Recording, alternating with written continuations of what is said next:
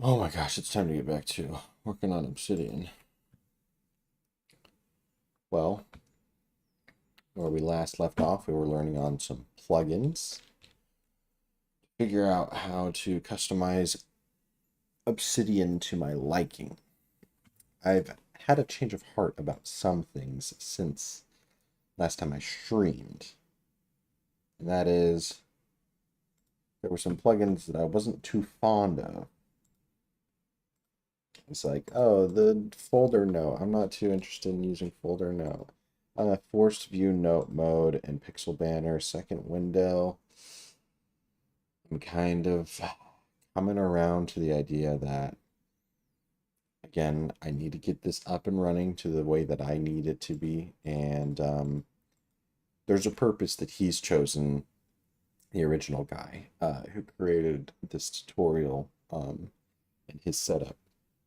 There's a reason he made it that way. So, it's to not be stupid, be like, no, no, no, no. I'm going to go ahead and follow along.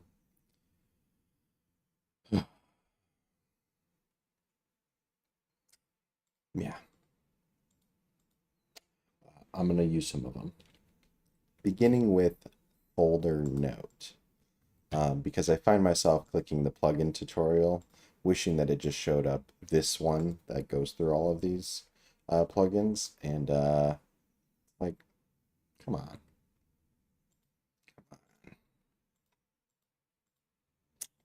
So, now I'm doing it. Um, I'm not going to do the whole tutorial stuff, but if I look at folder notes and I enable it, click it, folder note name template. All folder notes will use this name. Use folder name to insert the folder's name. Existing notes won't update automatically. Click on the button to apply the new name.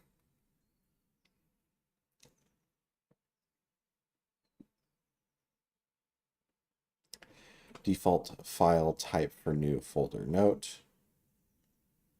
Supported file types. Template path. Storage location inside the folder, yeah. Template path, requires research effect, yeah, sure. Supported file type, yeah. Key for creating folder note. Key combination to create a folder note. Control click. Key, oh my gosh, so that's how I could do it.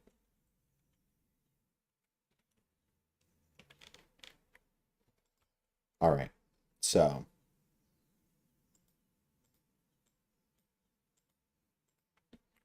I'm just going to change the name of this to tutorial. Now it's gone. And now, every time I click this,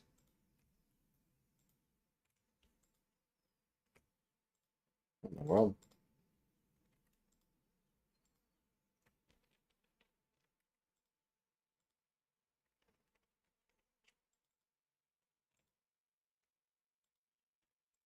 What happened? It was going so good.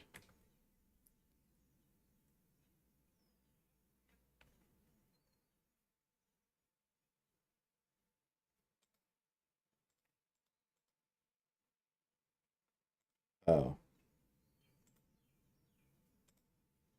oops.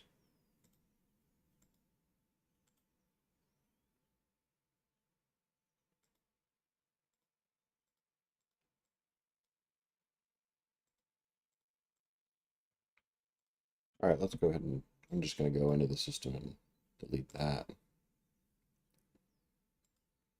Documents, Dungeons and Dragons Vault, plugin tutorial.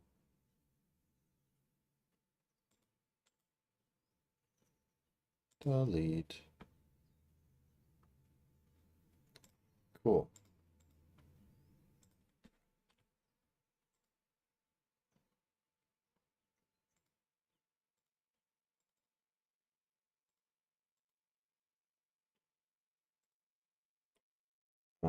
This also screws up the other thing that I used, which was the folder path.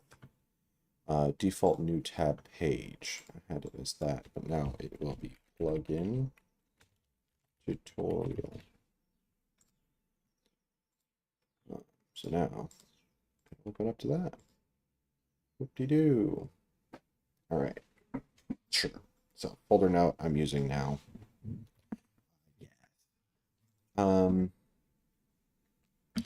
Now, folder note, this is keyboard shortcuts. Key for creating folder note. So I could click control, just click on it and it makes it. Key for opening a folder note. Mouse click. Confirm folder note deletion. Okay. Delete folder notes. Okay. Open folder notes in new tab by default. Sync folder name. Create folder notes. Auto create. Persistent tab after restart. Restore the same tab settings after restarting Obsidian. Persistent tab during session only. How do I make it so?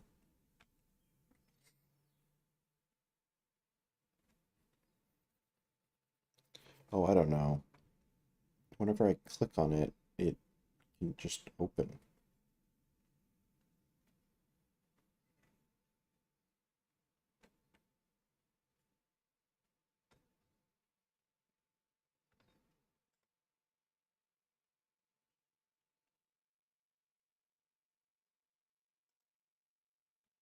Alt click. Let's try that. So now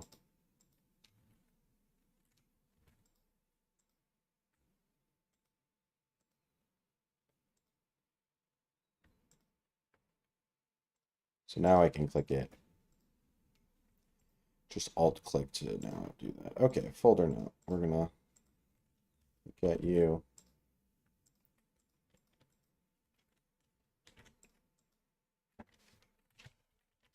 Edit. I've decided I am actually going to use this plugin myself.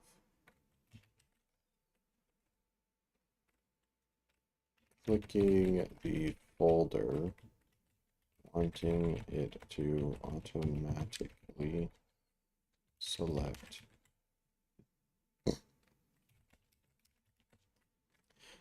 the note that has the info I want. I changed the way to open up the folder. Not that.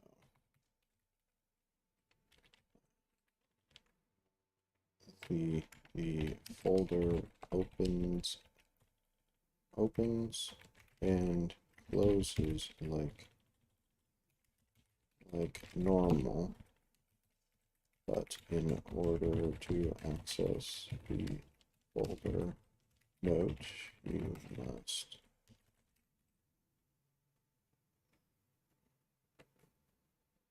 hold down Alt.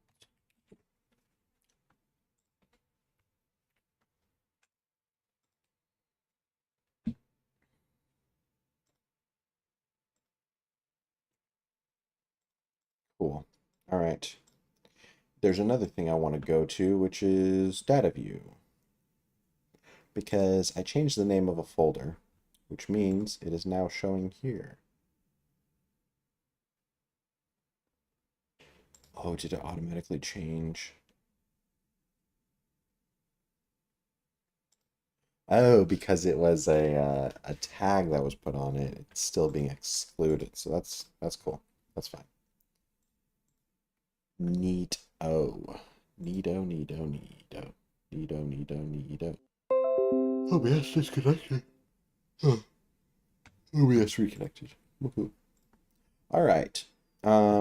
Next one. Forced view note mode. Okay. I don't know.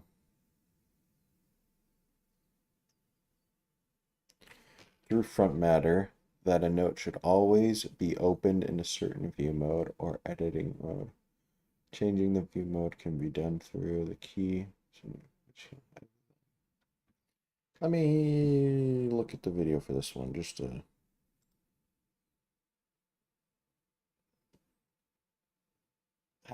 Again, I don't know. Maybe, maybe not. It is annoying kind of going to the pixel banner and not having it show up as the banner mode and having to switch to reading mode in order to get it. So, to appear that way. Maybe that's something of like, oh, view source mode or something.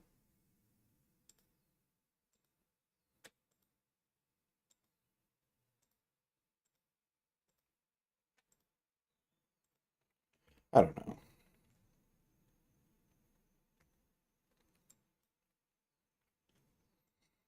know. Okay.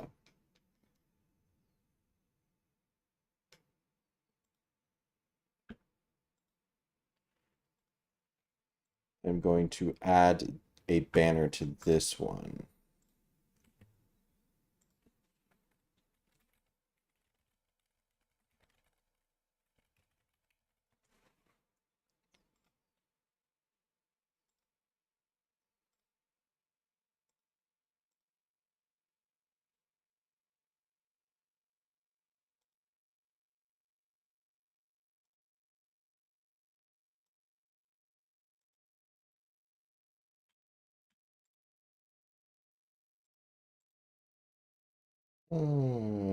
Save.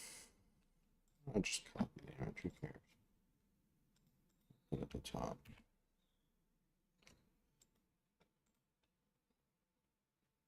Can I just drag it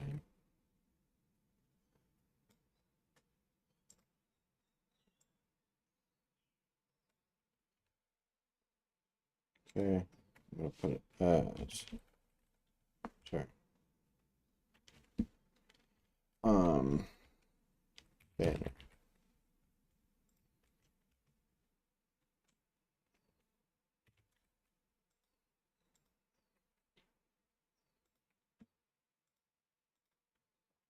Okay, let me go ahead and enable this one. Force view. Okay, and let me click on it. Force view note view mode. Force view note view. Obsidian force note view mode. This plugin allows you to indicate through front matter that this. Okay, so I guess I'm going to snippet below front matter to your note. Is it all there? It's all there.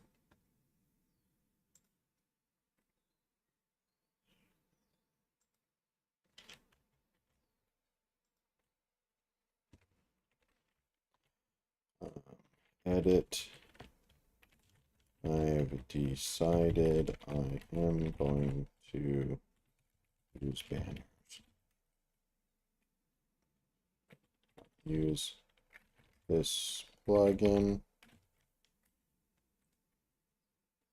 I am less likely to actually utilize it, but it will be convenient. So why not? Convenient, convenient. Convenient.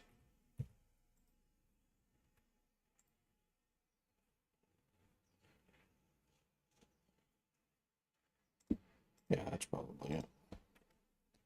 Doesn't help I can't spell for crap. Okay, so in order to make this always open up,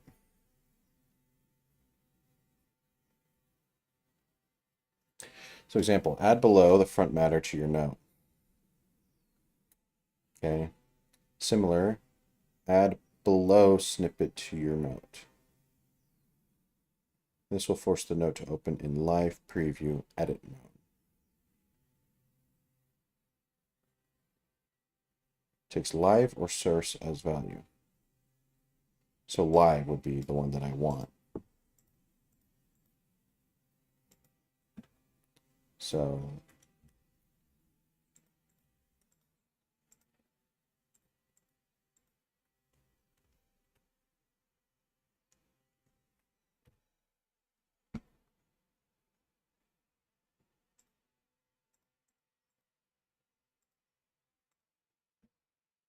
um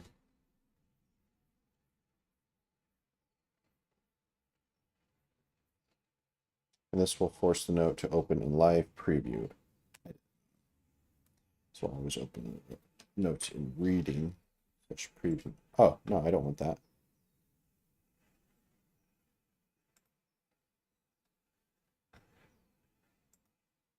Sorry. Give me the source. Give me the source. Preview.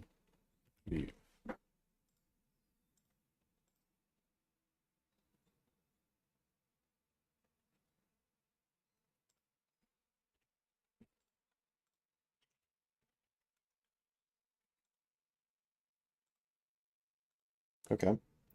So that means, okay, as of right now, it is in reading view. Unchecking reading view. Source. Reading view. Taking off reading view. So right now it's off reading view. So with the criteria that we've now added to the properties, I get rid of this note. I open up a new note. I go to force view. Okay, I even saw it go in real time switch. Um,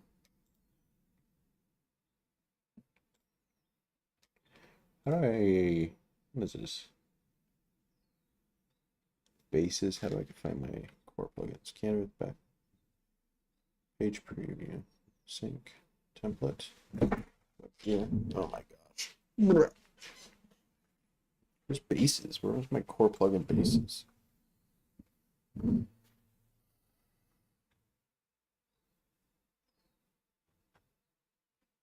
Oh, okay, it's right here. All right.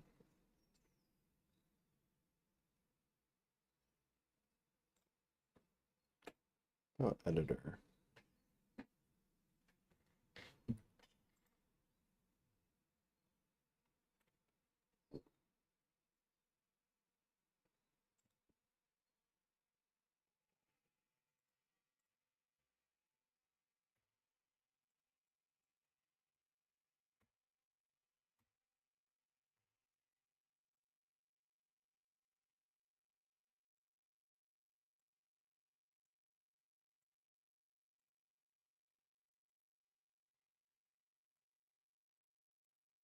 I should get used to this. I haven't seen this. But I do like the convenience of the other one as well. All right. Interesting, interesting, interesting, interesting.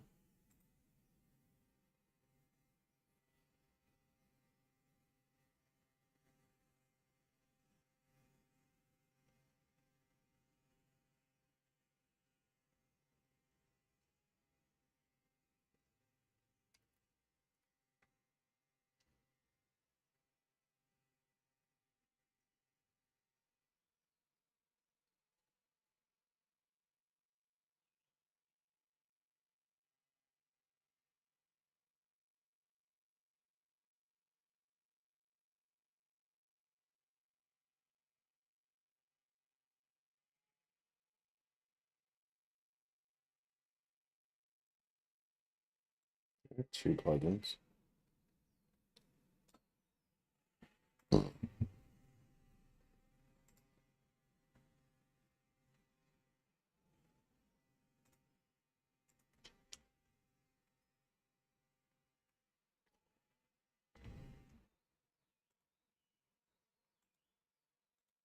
Interesting.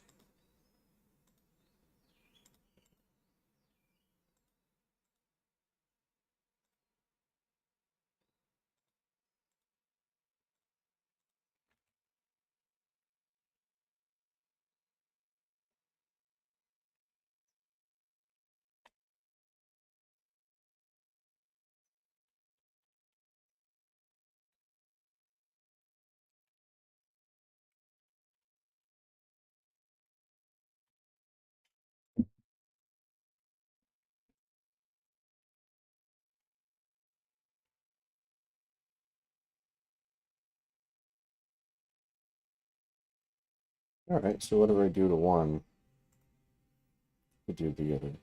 Yeah. All good.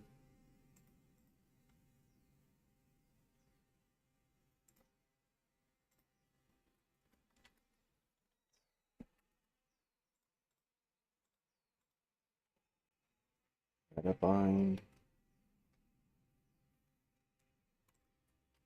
Pixel banner. Looks like I'm using it.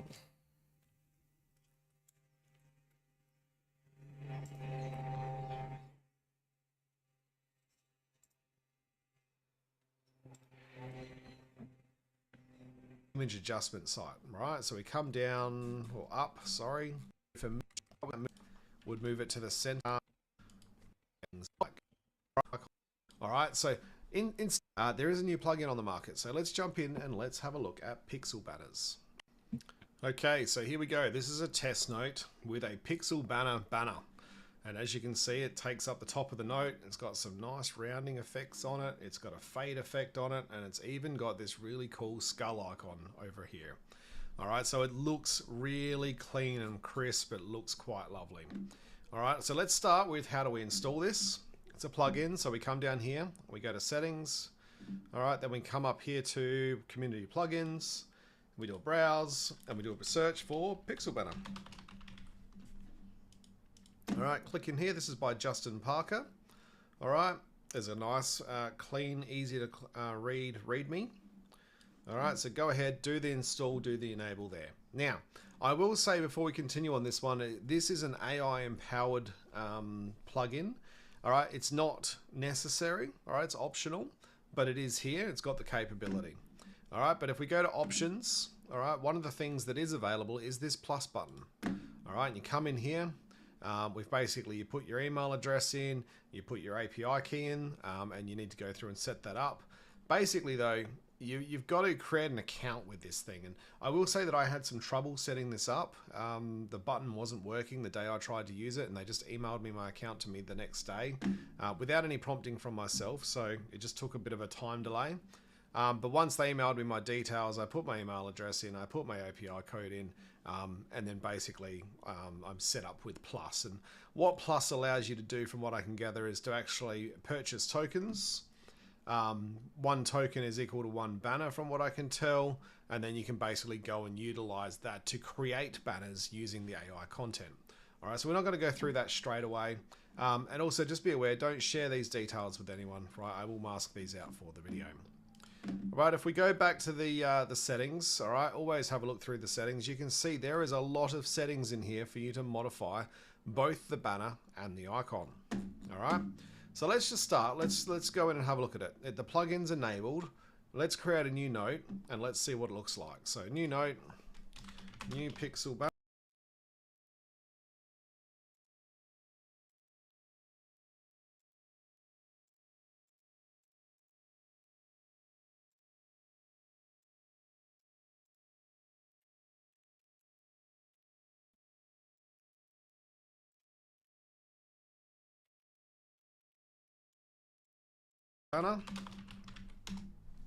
All right, we're going to now add a banner. And what it does is it adds this flag up the top. All right, so I can click that and basically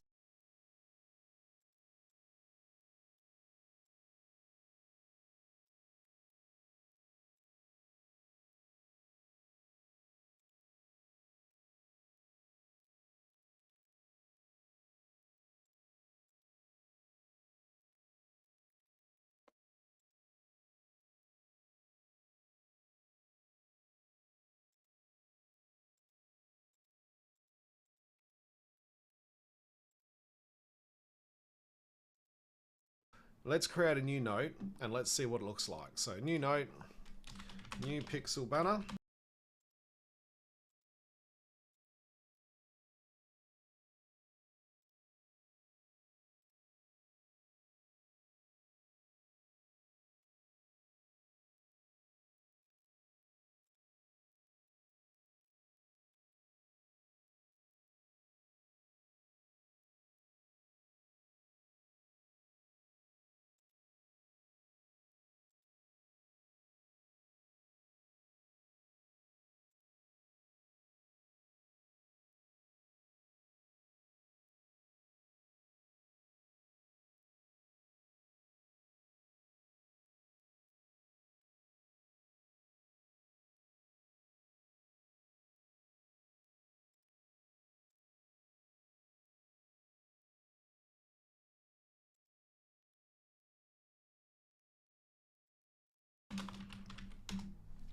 All right, we're going to now add a banner. And what it does is it adds this flag up the top. All right, so I can click that and basically this little panel comes up. All right, and you can see you've got some options here. So AI banner, store, your vault or URL. Now I'm going to start with your vault because that's your localized. That's going to be my use case 90% of the time, if I'm honest. So we're going to go your vault. All right, and here, select an image from your vault or upload a new one. In the settings, you can define the folder that it's going to by default look at, and that's what I've done here is I've set it to z_assets/banners, and I've just been putting my banners in there. It automatically gives me a list of all the banners that are available through that method, okay? And if I click on an image, all right,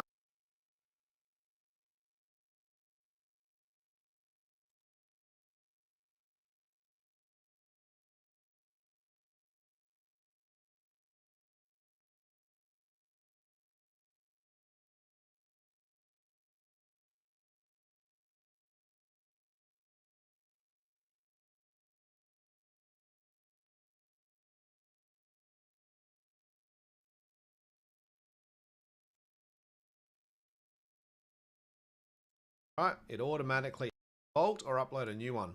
In the settings, you can define the folder that it's going to by default look at, and that's what I've done here is I've set it to z_assets/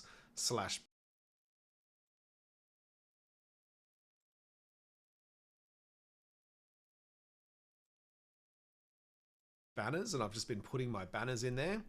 It automatically gives me a list of all the banners that are available through that method, okay? And if I click on an image, all right, it automatically adds it, and then it pops up a window and asks, would you like to add an icon? All right, so I don't know. Yep, we're going to add an icon of a troll. Here we go. We're going to update the banner icon. There we go. All right, now we get this settings pane that allows us to choose different things. All right, so we got a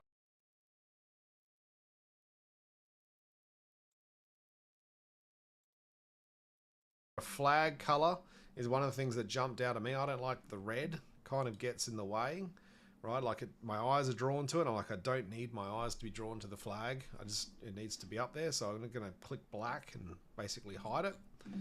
And then we've got banner image settings up here. So cover, height. All right, we can modify the height. All right, it's probably a bit too high there, if I'm honest. There we go, 300, that's probably better. All right, so content start position. This one actually sets where the content begins on the page. All right, so you can move it down, you can move it up. All right, quite like that because it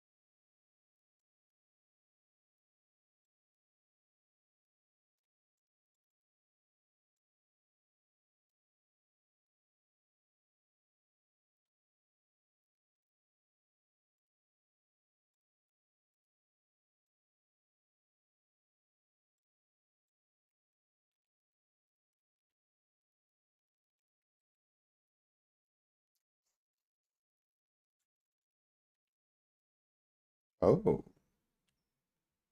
interesting.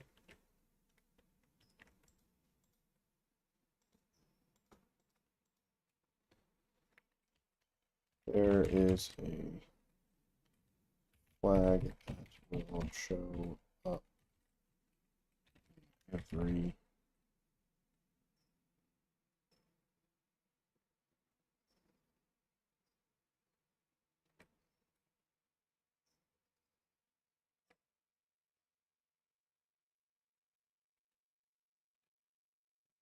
note. Simply click it, and it shows all the triggers that are in the banner.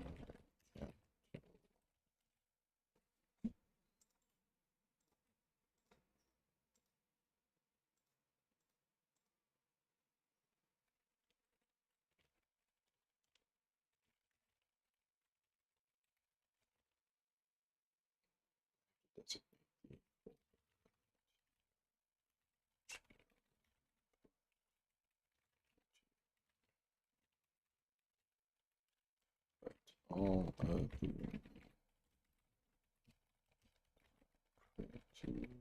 so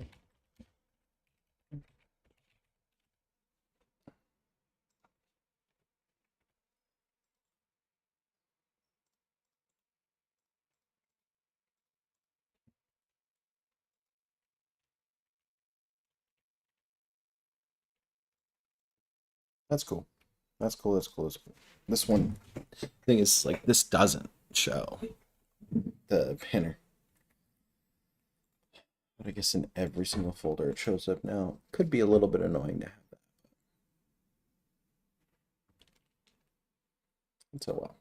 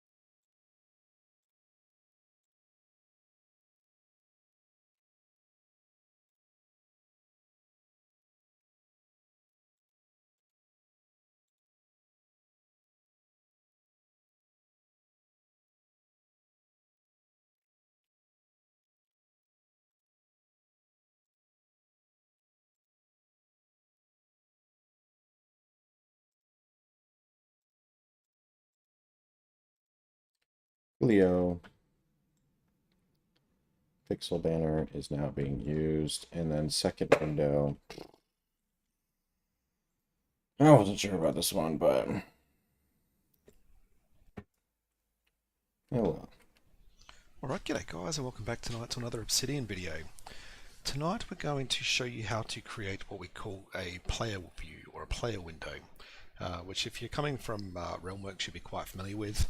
Realmworks had functions, and we'll show you what we're talking about. Alright, so in front of me you can see I've got an import test vault open.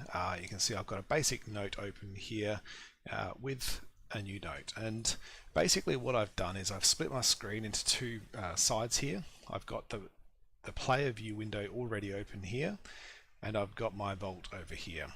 And just to show you the functionality before we show you how to turn it on, this is what we're talking about. So what we can do is we can right click this link here and go open a new window, and that then displays. Let me go ahead and import a few pictures.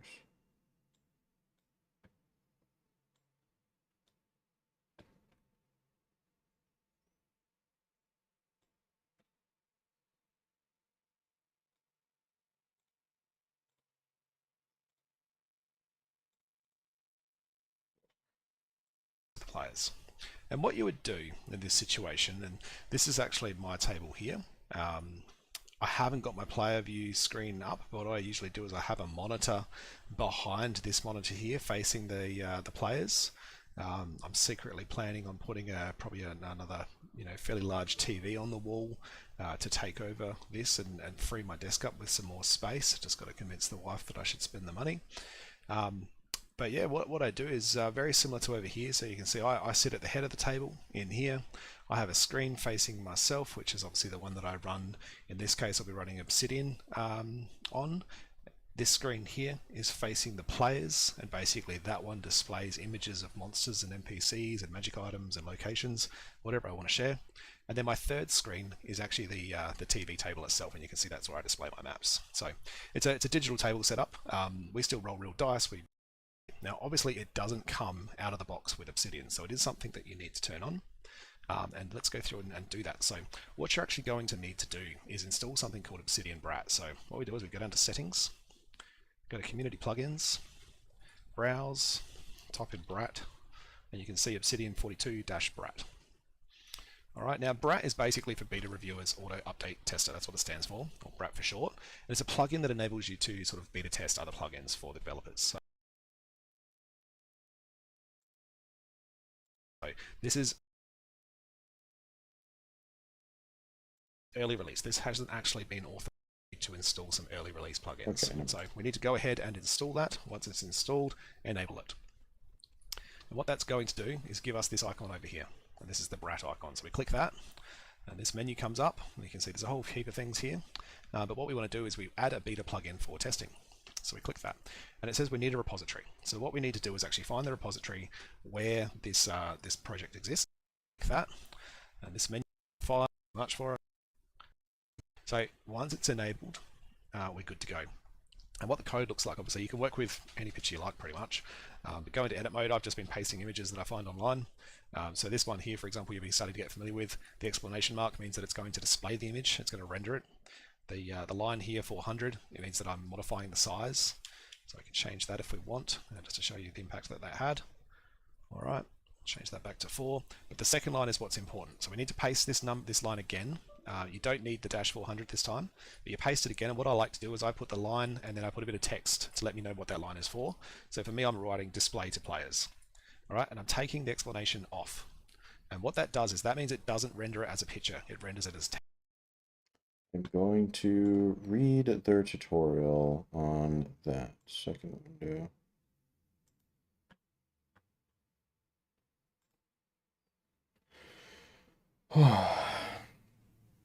Also known as image window, this plugin allows you to open a note or image file in your vault in a new pop-up Obsidian window. Notes and images can be opened in this way by right-clicking on them or their links and selecting Open in New Window. Alternatively, they can be opened if the core Publin command palette is enabled using the Open Image in New Window command. Why use the second window plugin? The second window plugin is an enhancement to Obsidian's new window functionality that adds features missing from the default behavior. Here are a few examples. When you request an open an image in second window, the plugin will send it to the existing second window that is already open. This way you can set up the second window on the player's facing screen and leave it there. The plugin stretches the image to the full size of the window, while Obsidian's new window opens them in the default size. This allows you to view images more comfortably without having to adjust the zoom or window size manually. Cool. All right, so if this is right,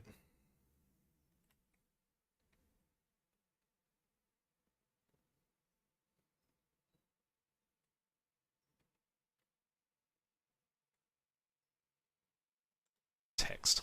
If you were to click this, it will open up that image. But if you right click on an image that's rendered, you don't get any sort of menu option. So you can't actually send this image over here. But if you right click the display to players and you open a new window, then it goes straight across. All right, so that's why we have this, and what you'll see if you're using the Filing's amazing Realmworks output formatter is that he's already embedding these links for us automatically into the Realmworks import that's happening automatically, so saving us a lot of time. So yeah, obviously what you would do.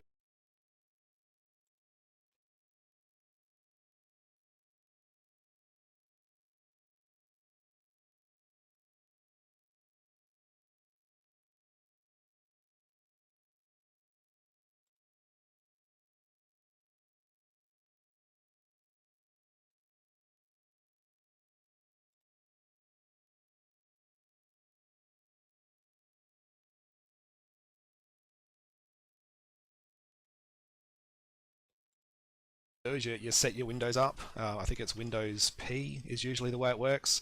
You'd extend your windows. I personally obviously have 3 set up. For anyone who wants to do this, getting 3 monitors set up is not necessarily the easiest thing to achieve. It will be hardware dependent in some cases. For example, I have like I guess what you'd call a laptop docking station. It's a USB docking station that I connect to my PC. And what that enables me to do is connect another 2 monitors because the docking station supports 2 monitors. So that's one way you can do it. There's other ways. There's like Microsoft display adapters and things, like little USB sticks that can control things. Or you can just get a graphics card that supports 3 outputs. But this can certainly be a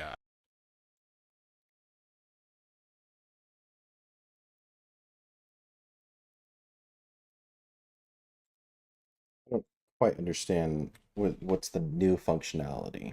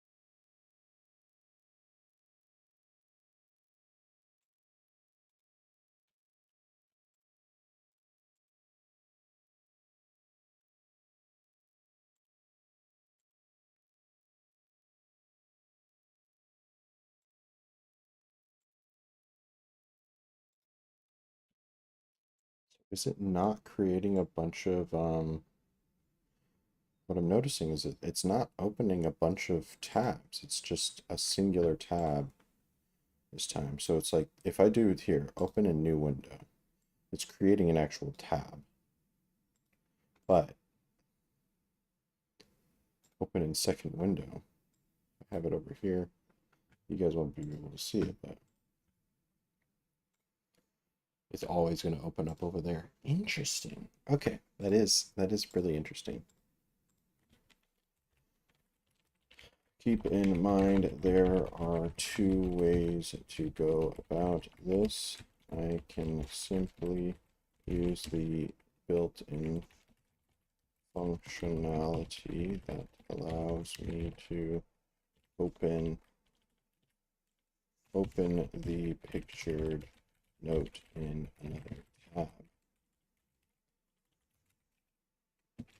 Or I can go to the bottom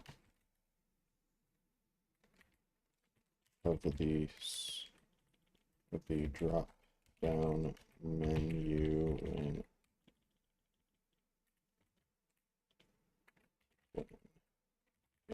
clicking, and it will do.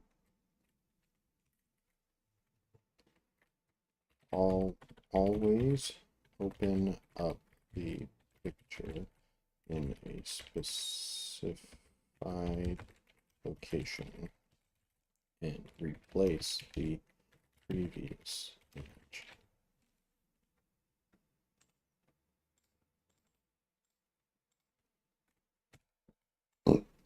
It's nifty.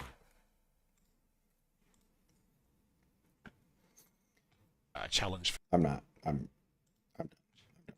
Okay.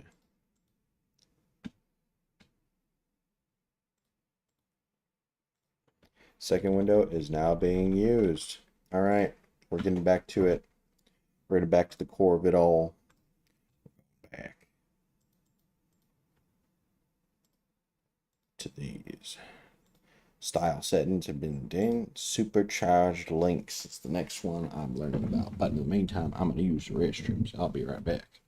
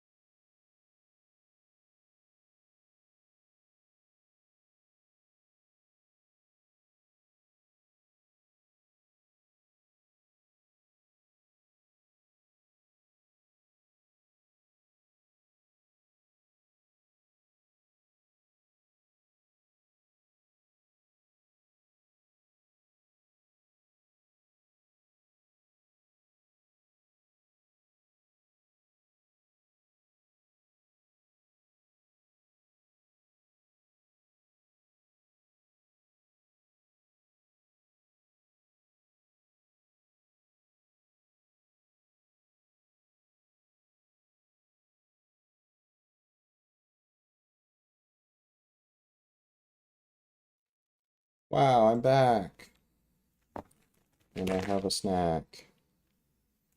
Oh, that bag did not feel like it was closed all the way, so I don't know if this is really safe to eat.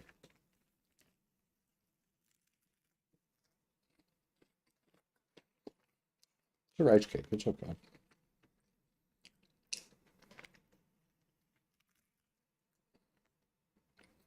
Tastes a little funky, but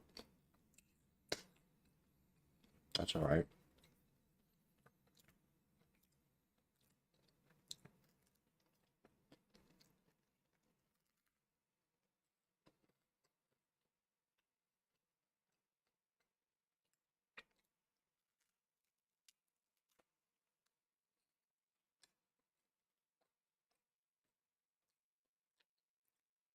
How are you guys doing? I mean, I guess I've never really talked to you guys. Considering there's nobody here. It's just me screaming into the ethers of the internet.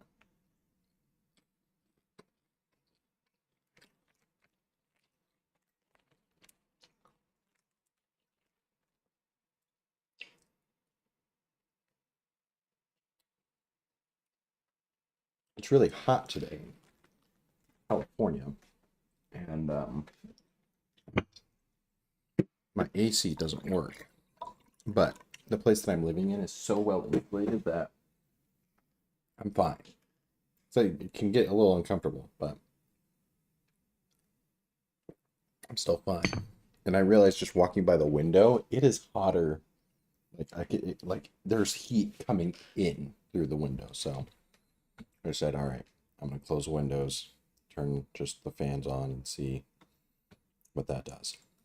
So more than likely I'll start sweating. Luckily, it's probably not going to show up.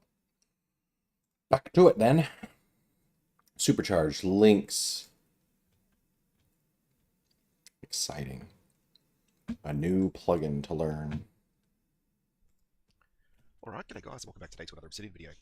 Today we're going to be looking at how to make links that contain icons or emojis. It's what I'm and excited for. watching, This is going to be useful. Sort of places where people are posting their content. You will have seen that there's some of the probably more experienced users of Obsidian who have found this way to make their links automatically update with images, and they're doing some really cool things with it. Like, you know, from what I'm thinking of, if I had a magic item that's linked in my notes, then a little magic symbol comes up next to the link, which sort of draws my eyes or attention to the fact that that is a magic item link. You could do the same thing with a monster, or you could do the same thing with an NPC, or, you know, there's some real solid use cases, I think, here for tabletop RPG use that could be really quite useful to sort of draw your attention to things as you're playing at the table and sort of make it nice and quick. So here's an example of what I'm talking about. So these are just obviously screenshots of links that I've made, and you can see here basically that they've got little images in the front. So without further ado, let's jump over and have a look. Alright, so in front of me you can see I've got the Demo Vault 2 up and running, and just to show you what I'm talking about, let's say, for example, caught messing around with the mum. Just as an example here for anyone who's new to Obsidian, I could have linked that myself, but I use outgoing links majority of the time when I'm setting my links. I just wanted to show you how this works. So I come over here, it's picked up mum. Alright, now keep note that as soon as I've said mum, that it's added a little symbol in here. Alright, it's added that automatically. And just to further expand what I just said before, just in case there is anyone new watching, you can do links like this where you do the bracket, type the word, and then off you go. Do the closure as well. So you can see here that it's mum. And what it's doing is, over here is my mum article. And you can see that I've got the icon for mum also is listed over here, so I'll quickly see what it is. And then, yeah, as soon as I link to mum, I get a monster. If I was to come in here and change one of these to, let's go dad, I get a star. If I want the bro's wife, I get the little elf symbol. Alright, so you can see that that's really quite easy. You can see it sort of brings your attention to it, which I really like, and I think I could find a way of setting this up in my campaign well that would be really useful. So let's jump over and have a look. Now, I just put up another video on how to install style settings, and the reason why I did that short video was because it is a prerequisite for this tool to work. So please do go ahead and install style settings. What you do need to do is just go to Community Plugins, do a browse for style settings. Alright, install it from here. You can see this one's by MG Myers. It's been downloaded nearly, turning on 50,000 times. It's a pretty useful one. And I will say that usually, you go in and you check out the README and there's lots of useful stuff. But from what I've done on a very quick poke around here, I think a majority of this is actually designed to be used by the plugin developers. Alright, so once you've got that installed, you'll need to enable it, and that gives you the options. But we're also going to need to go ahead now and do one called Supercharged Links. So you can see this one's by Mdilubilil. I don't know if I'm saying that right. Apologies if I'm not. But basically, we've got supercharged links here. And if you go down and have a look, you can sort of get an idea of how people have been using this, some of the things that it does and how to use it. There is some code in here. I haven't had a requirement to do any code yet, but go ahead, get it installed, get it enabled so that we can open up the options. Alright, so once you've got those installed, you don't have to come back here, but just so you know how to get to the settings, we come down here to the settings cog. Alright, then we come down our list of plugin options. And down the bottom now we can see both style settings and supercharged links is installed. So it's supercharged links that we want to start with. And this is actually this is pretty robust, right? You can actually do a lot of different configurations in here. I'm going to show you a simple example because I think simplicity is king, right? Keep it smart. What's the old smart thing? Keep it simple, stupid. the more complex you go, obviously, the more problems you can create. I like to keep my things simple. So for me, all I really want is the ability to make it so that my links pop out at me in a way. And I'm going to do something like, oh, I want to see a magic item, I want to see a monster, I want to see an NPC, and I want to see the very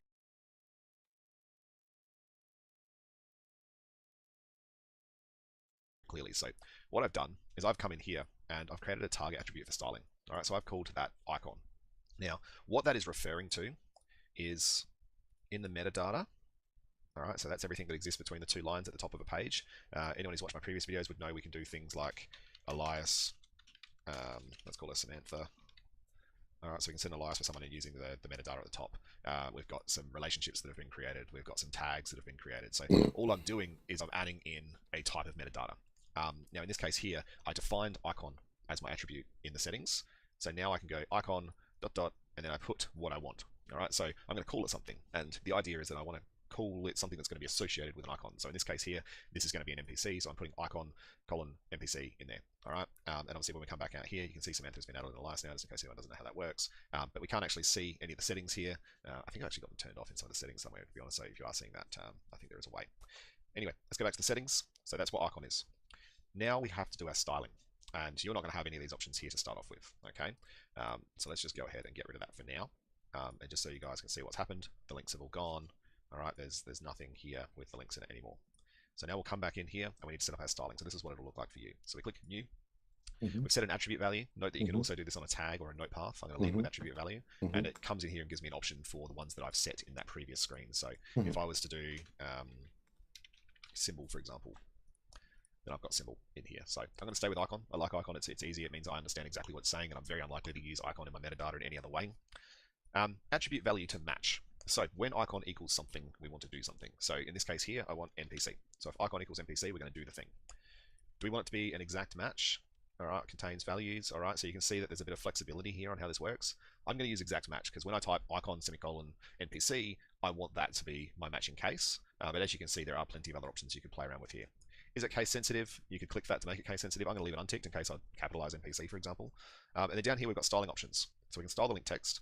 We can add content before the link. We can add content after the link, or we can add optional background or underline to the link. So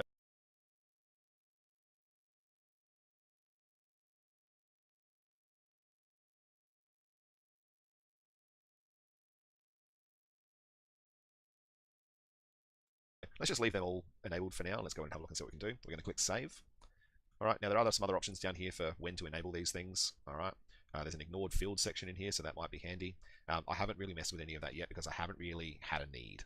All right, so we've got note has attribute with value with NPC. Just before I leave here, I'm just going to create another one. I'm going to go magic item. I'm going to save that as well, so I've got that one as there that I can set up. All right, now that's pretty much it. That's the setup for this specific part of the plugin. And now we actually need to swap over to the other plugin that we installed. So we're going to go down here to style settings, and you'll see now that we have an option for supercharged links.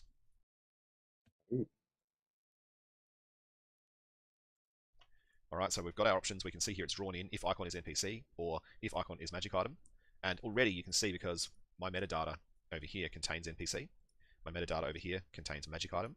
Note that I did magic item in lowercase in my settings, but because I didn't click that button, that the capitals are still being recognized, so that's cool.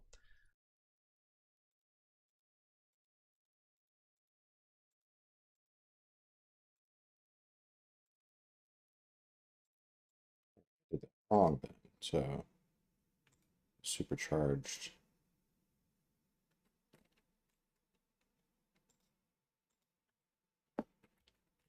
Note. Icon.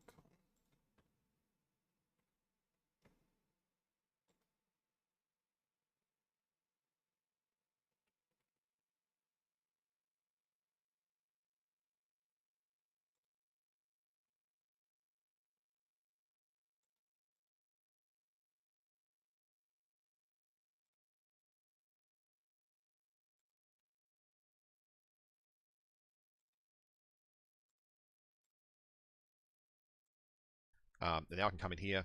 Let's go back into the settings.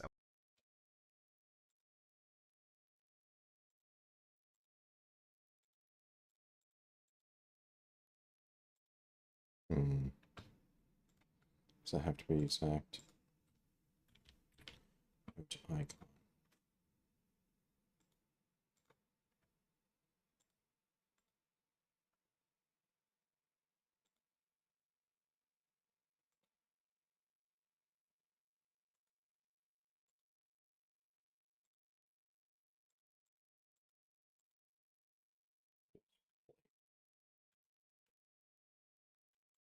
And we can go into the settings for NPC. So we're going to expand that out. Link color.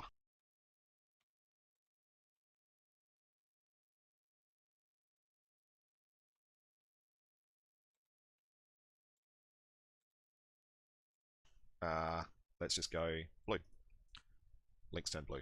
All right, so that's nice and easy. Font weight. All right, we're going to make that font go bold. All right, font decoration. We're going to underline it. Now, where this is specifically, see it didn't do it there, that's because that's actually not technically a link. But if we were to do this here,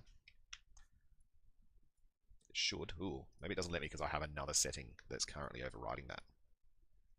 Let's see if I can do much with this. No, it doesn't work. Now, I think what's going on there, I have a lot of CSS installed, and some of that CSS will be forcing settings on things. Like, I don't know exactly which one is doing it. It could be a number of them.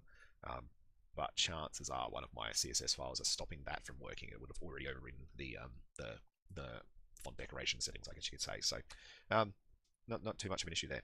Prepend text. So add some text. So this is an NPC. All right, there's one use for it. So you can actually see this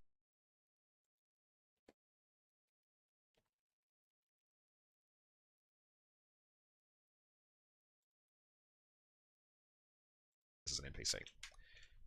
This is my text. Learn to type. All right, so you can do that. Where it's really cool though is you can add emojis. All right, now on a Windows machine, the key for this is Windows key full stop, and it brings up the emoji window. All right, now just note that Windows key full stop. What the heck is that? Hey Siri, what is the full stop on my keyboard?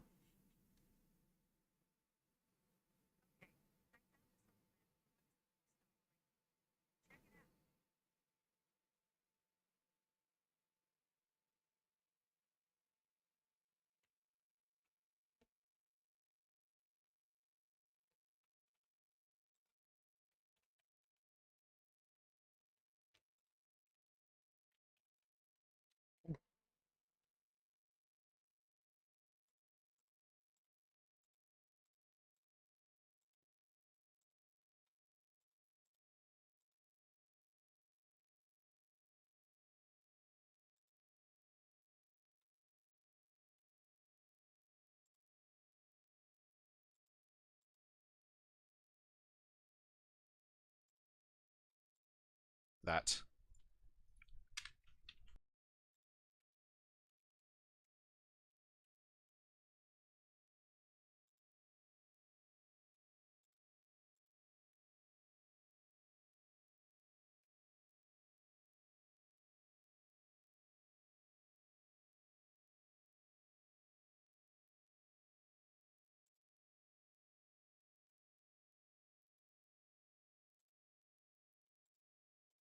this works also just in standard Obsidian. So you can come through here and put little pictures in to your notes already.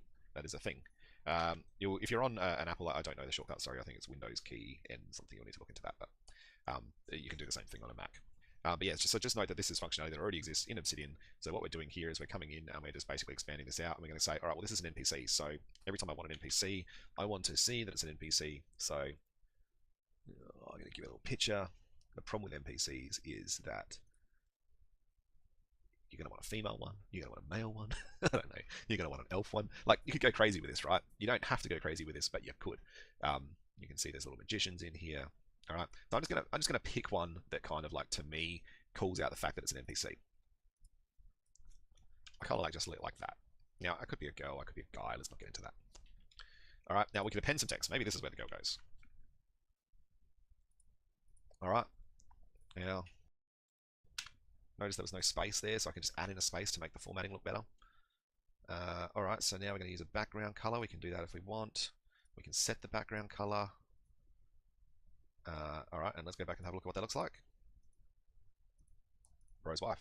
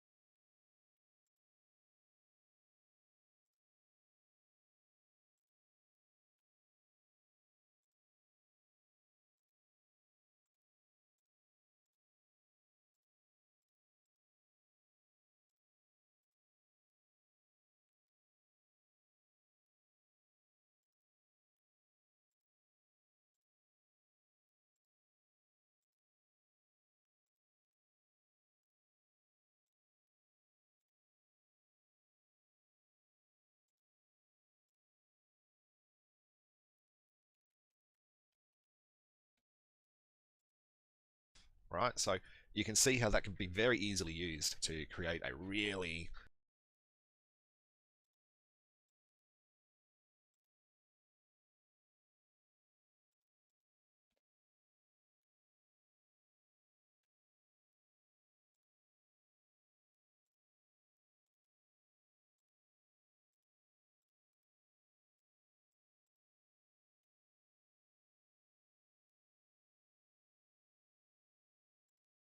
attention drawing link to an NPC or to a magic item or something like that. And obviously when we come back out here, you can see Samantha's been added in the last now, just in case anyone doesn't know how that styling. So this is what it'll look like for you. So we click new. We've set an attribute value for me. All I really so that we can open up what I've done configurations. All right, so we can send a license for someone in using the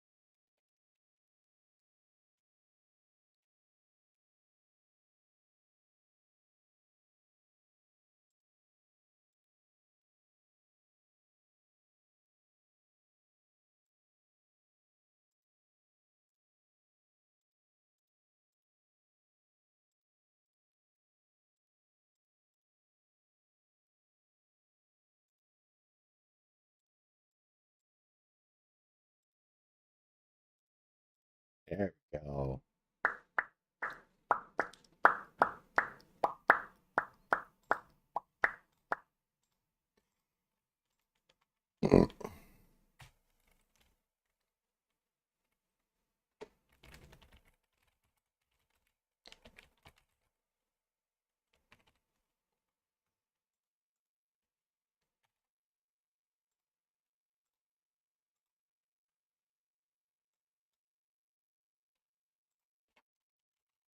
Plugin allows me to change the color,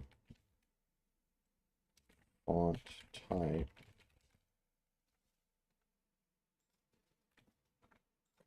type, and prefixes and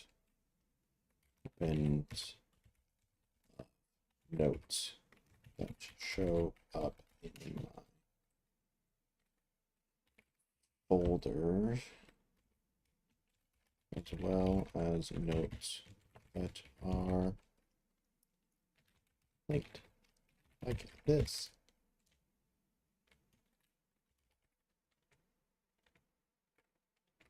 This is great to add emphasis to certain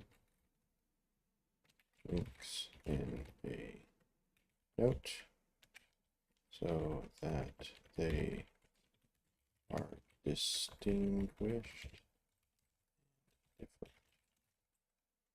Here is the link that gives works refer stuff.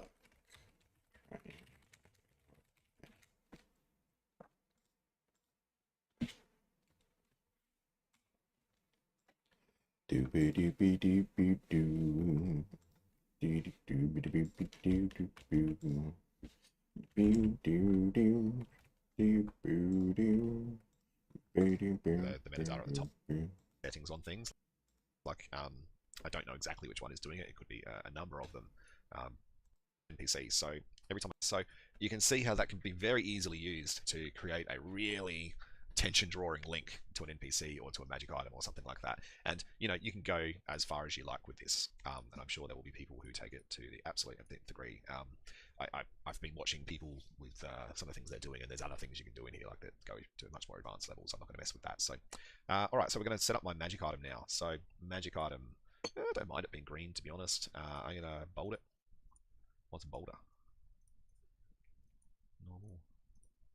I'm just going to go with bold. I like bold links. I'm going to put a icon in front of it. And what have we got? It's a good choice here. Good selection of choices, sorry.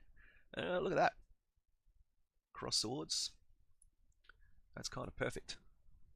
Oh, except I don't like the way that cross swords actually looked. It's not as cool looking as the first one, is it? Yeah, I don't really like that. Let's try another one.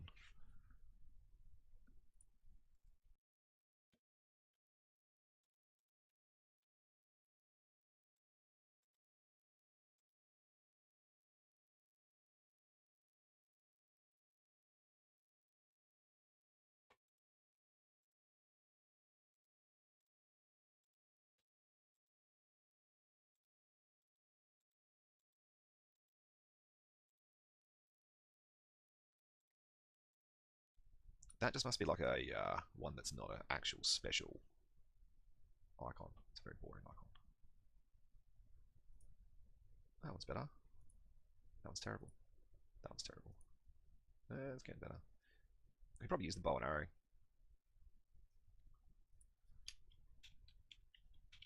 There we go. Everybody else. But yeah, I just really like this functionality. That's something that, you know, we didn't have in Realmworks that just really pops the information out to the screen for you. And I love the level of control there. Just a reminder that the way to obviously do this is to have this metadata. So if I wanted to go through and actually way this works is using metadata that is specified to look at. So make sure this is in the templates.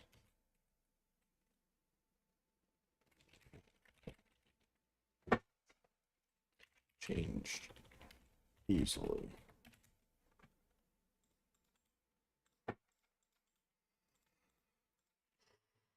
Add metadata. Oops, sorry. Didn't like that, did it? Add my magic item to more things. That's something that I can do. Oh, I wonder what happens if it has a conflict. Let's just check that. All right, what if we have one that also says monster?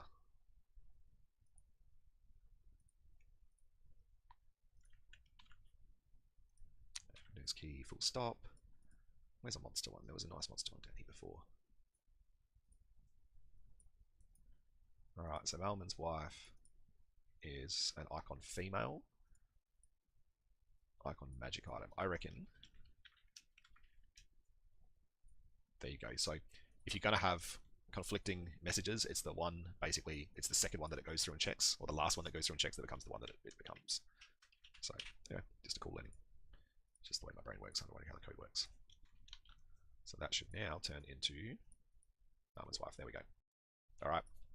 So as you can see, very simple to use. Is supercharged links. Text generator. Text generator is an AI enabled plugin that allows you to create templates that The AI will auto-complete for you.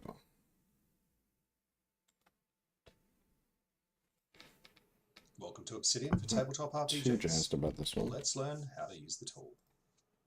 Alright, g'day guys, and welcome back to...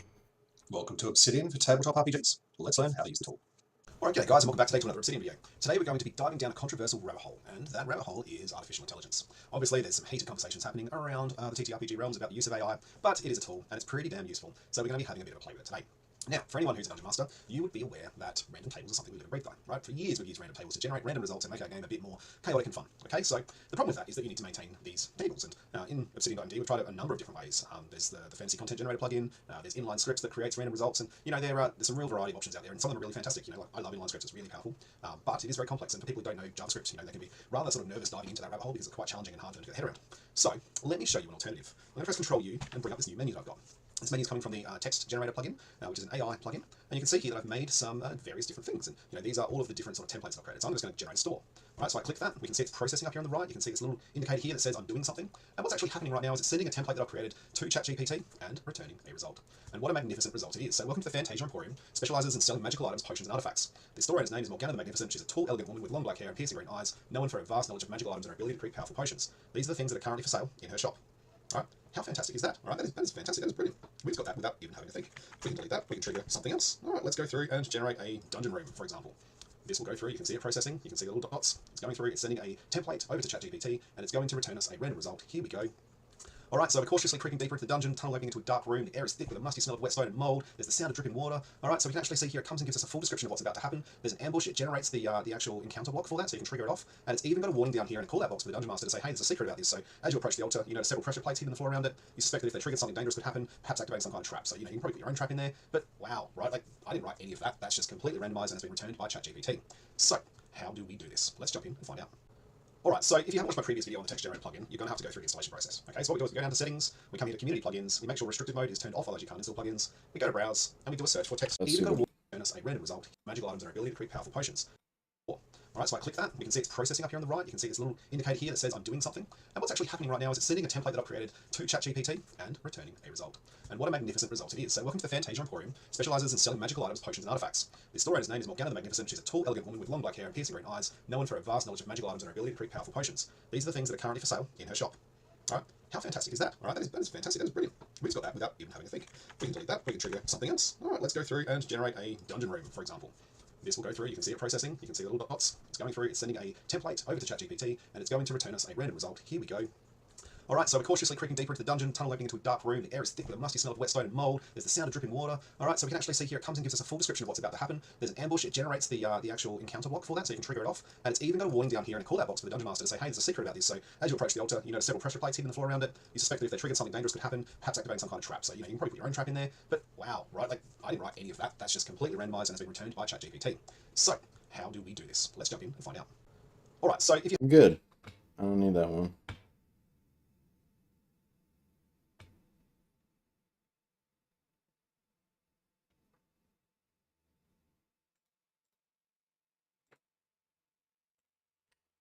This is an AI tool that just imports a query from ChatGPT, converts it to be into a note that has randomly generated text and tables for shops and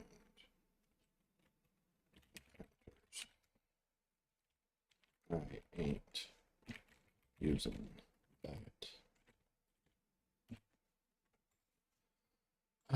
I haven't even used, I've gotten resources from the DM's Guild and just never used this stuff where it's like, oh, 100 encounters in Waterdeep. It's like, oh, we're in Waterdeep Dragon Heist, so I'm totally gonna use it. I think I used one. Never used it again, so there's no point for me to generate something like that. Uh,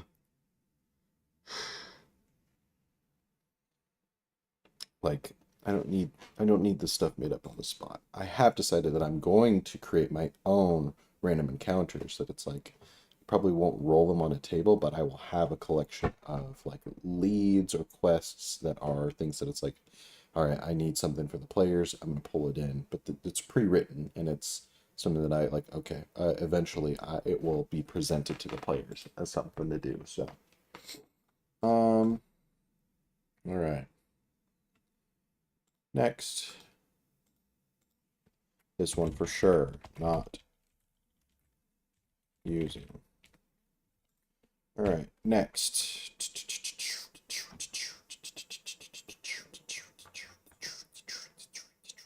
Various compliments. I think I already have various compliments downloaded on here, but excuse me. Yeah, various compliments. What does that do? This plugin enables autocomplete. Oh, yes. I've made it there. That's all it's used for.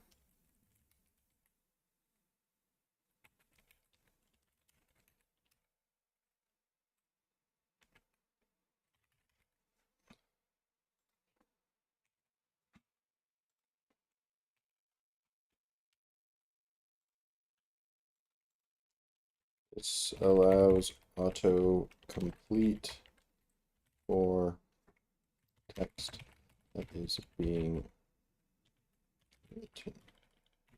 written specifically to add a note.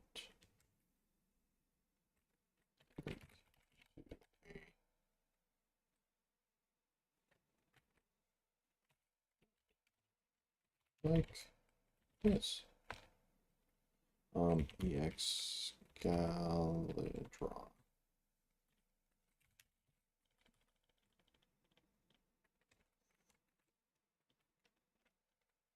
Yay, it works.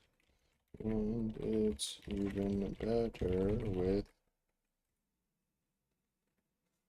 the supercharged links because now there are icons when I write them. Like characters like Lucio Kozova. All right. That is it for the generic community plugins. Now we get into the TTRPG and world building plugins. So everything thus far has really been to build up a core of plugins that will help. It would help anybody, technically. It would help any note-taking application like features. Like this has already turned into a powerhouse, but now we're going to turn it even more into a catered note-taking program for myself. So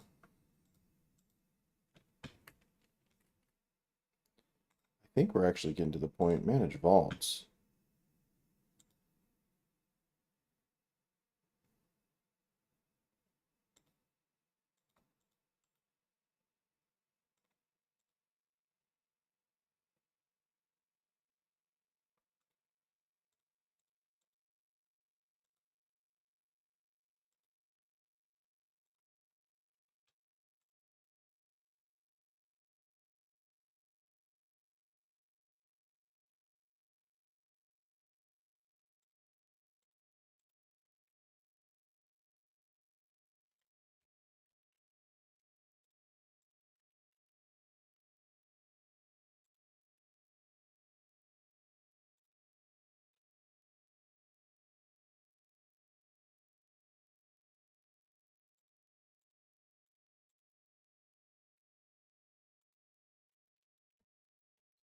Some issues, but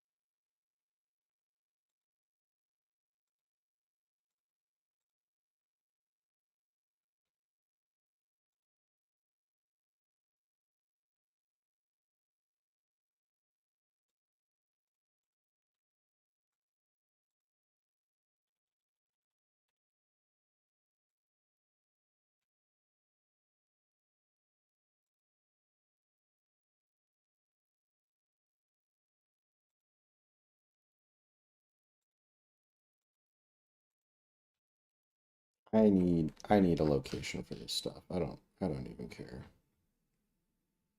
This is it's getting a little bit.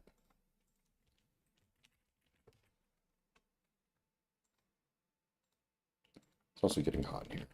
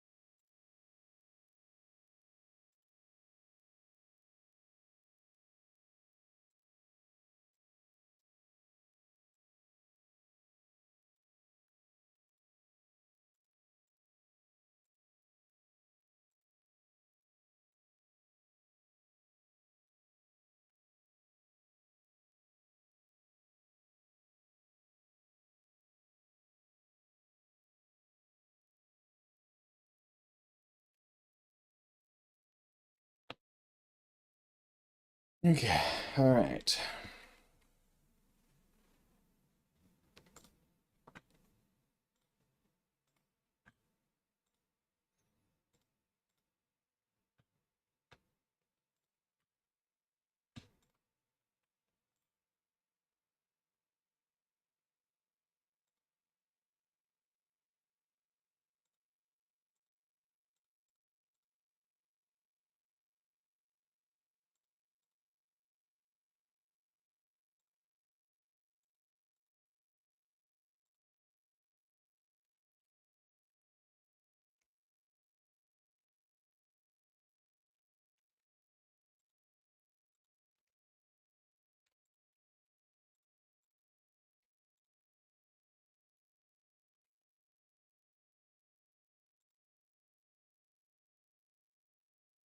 Everything's working as it should be, so.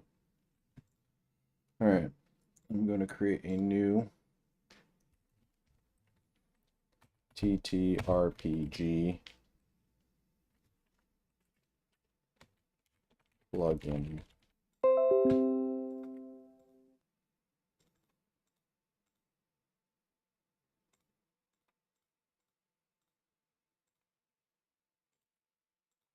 New note. TTRPG plugin tutorial.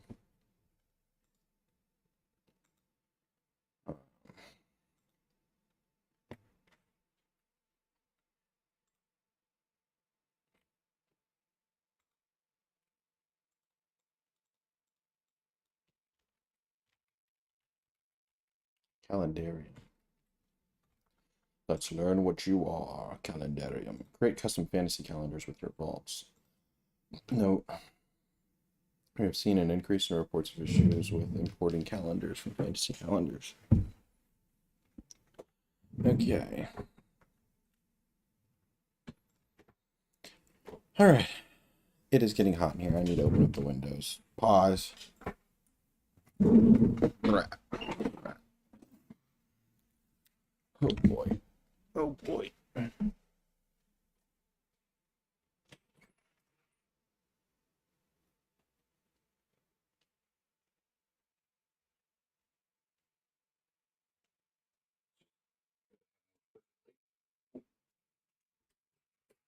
Good.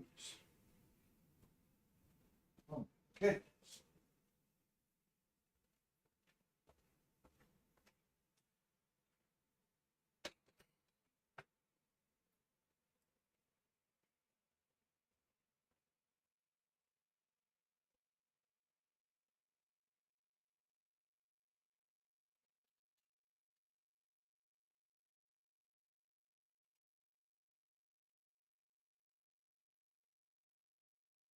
Fans are on maximum.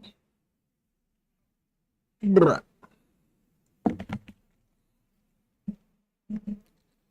Calendarium's going to be pretty nice, you know. I consistently am opening up like quests or something in my current campaign. There was multiple points where it's like, oh, these things are going to happen in the next 4 days or something, and it's like I need to mark that on the calendar. So I've been manually using a calendar that's being marked, but now it's like, okay, let's have a calendar for the players to see, a calendar for me to see, and I can manipulate some stuff on mine. I like this. I like having a calendar. So let's look at this. Calendarium.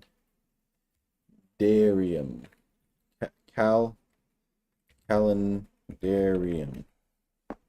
Ooh, that is a lot of installs. A lot of people use this, huh? Enable. Okay, installing Candlarium can be installed through the Obsidian Community Store. Thanks goes to these wonderful people. Emoji key. Okay. Thank you, Powerpuff Girl. The ultimate Obsidian plugin for crafting mind-bending fantasy and sci-fi calendars. So, mind-bending? I don't want my mind to be bent. Please no. Okay. Welcome to Javelin plugins for Obsidian. You know them, you love them. Now here is how to use them. The fantasy system. The fantasy system of plugins you can enable. Okay, no, please. Image window. Settings. Calendarium. There we go.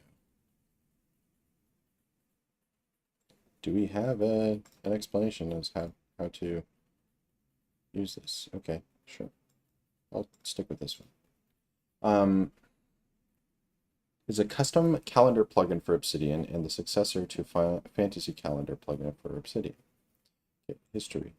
The Obsidian plugin version of Fantasy Calendar included features such as leap days and intercalary leap days.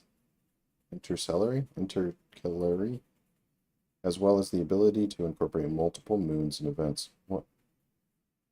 The Fantasy Calendar plugin, which was originally created by Javelin as a fan plugin for our website, has been merged with Fantasy Calendar umbrella. Okay. Just time working with developer. Sure, whatever. I don't need all that. I don't understand. Advanced topics. Calendarium API. The plugin has an API that can be used to get information from the calendar that you have created. This allows you to, for example, easily use data from your calendar and data view, custom JS templates, or other plugins which access Obsidian's global JavaScript.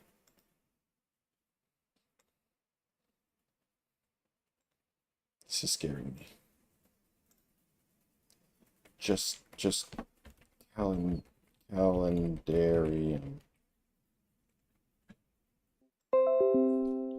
Alright, g'day guys and welcome back tonight to another Obsidian video. Tonight we have a contentious topic to discuss, and that is custom calendars. A long desired piece of functionality that people wanted in the Realmworks community for a long, long time. That unfortunately, calendar was a drag on. So the first thing we're going to do is come down here to the settings cog and click that. That's going to open up the settings and we go to community plugins. Then we jump over, tells us how it works. The button's update, you can click enable. So let's do that. Let's close out of the window, go back to Obsidian and have a look and see what's changed. So we can see here, there's a new tab for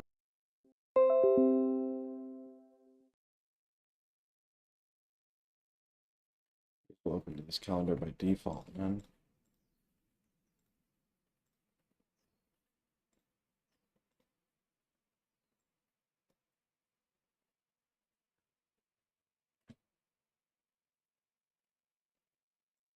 for fantasy calendar, it's defaulted to that, and it says there's no calendar created. Click here to create, well, actually, sorry, create a calendar to see here. Then also down here, there's a large option. So this provides an entire view of the calendar, but again, there's no calendars. So first thing we need to do is go back to our settings, come down here to fantasy calendar in our installed plugins settings list, and have a look through the settings for this plugin. So we need a default calendar. You can see here that there isn't one. We haven't got one installed, so we need to do that. Or we need to create one. For those of you who like to get your hands dirty, there is an option here to add new calendar.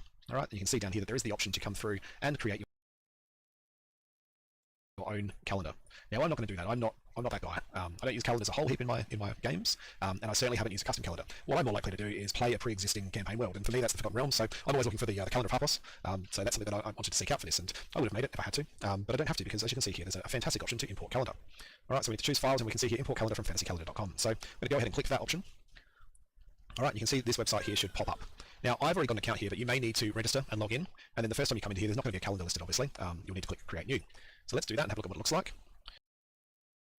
Okay, I guess I'll make something.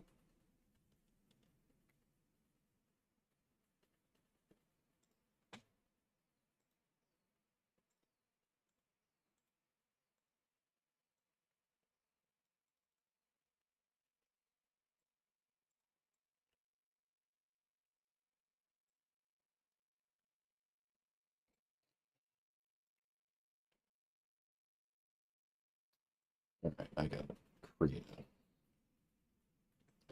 a stupid thingy thing to make an account.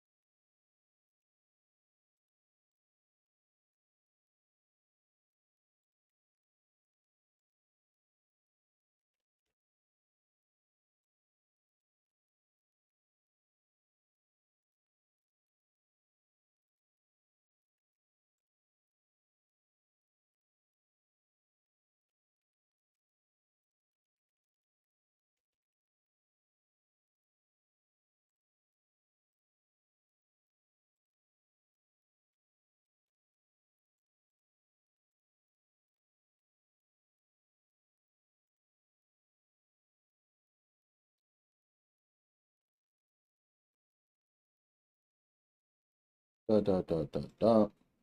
Da da ba ba bum. Da ba ba bum. Coolio. Coolio.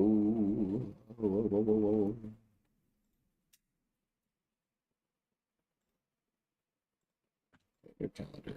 All right, you can give the calendar a name. Switch back.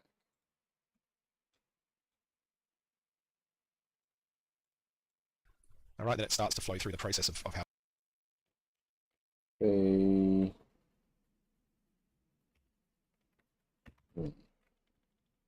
Okay.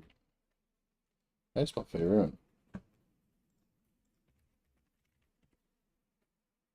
F-A-E. F-A-E run. Cool. How to set that up, or you can choose a preset. So that's the option that I'm going to use. Oh, there's a preset? Heck yeah.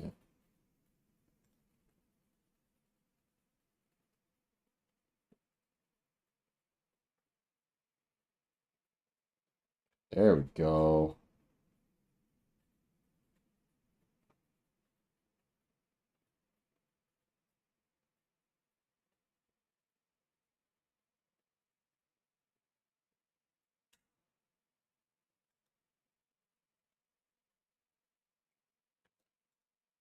We're going to come in here and basically have a look at the options, and you can see some really common options.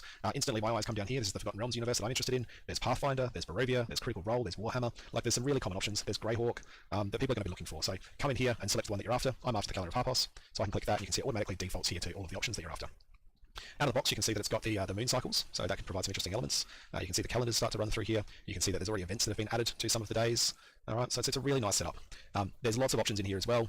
I did like the idea of this one, which is enabling of weather. If we click save, I don't know if that turns on straight away. There you go, so it turns the weather on. I have reached out to Jeremy about this, just to ask him if he's planning on supporting it, and the really fantastic news is yes. So it's something he's looking to get to at some point in the future. So I think that'd be a really cool addition, because I do like the idea of being able to come in here and say, well, today is sunny, this day is cloudy, and without having to put any thought into that. I like that it's randomized. I think that's pretty cool. And obviously you got your moon cycles there as well. Now, the other thing I thought was pretty cool down here is event categories. And this is kind of important, because once you go to Obsidian, you're going to be creating calendar entries, but you're going to be associating them with a category. And you can put a color on a category. And this is a visual cue that lets you look at your calendar and say, hey, all of the blue are natural events and all of the green are festivals, so I know what they are. So you can add them in Obsidian, or you can add them here, up to you. And again, here's the events. If you want a nice, easy way to add your events, you can do that through here. But ultimately, what you're looking to do is set your calendar up and get to the point where you're happy with it. And then what you do is you come over to this screen here, you click the dot dots, and you go to export. All right, when you do that, that's going to create a JSON file. All right, you want to click this saved file option, and you can see that downloads it down there for you. All right, so now we're going to go back to Obsidian. We're going to click choose files, and we're going to find our calendar file. All right, you can see that's now added the calendar of Harpos for me, so I can see I've got an edit button, and you can see there's quite a few options here inside of here that kind of match what we just saw over on the website, to be honest.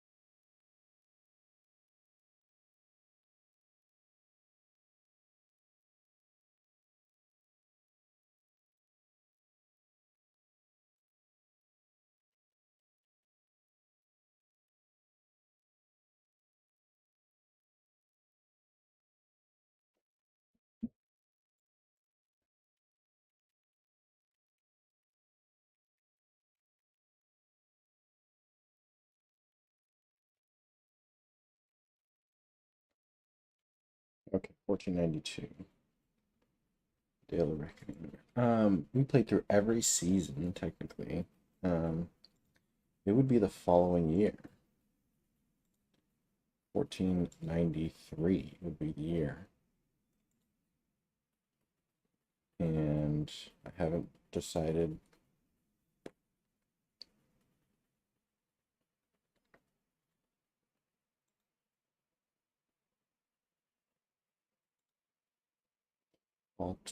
Alteric Claw of Winter.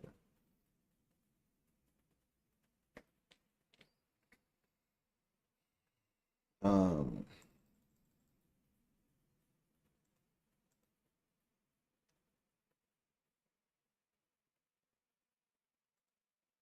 I think it's, yeah, that's what it currently is right now.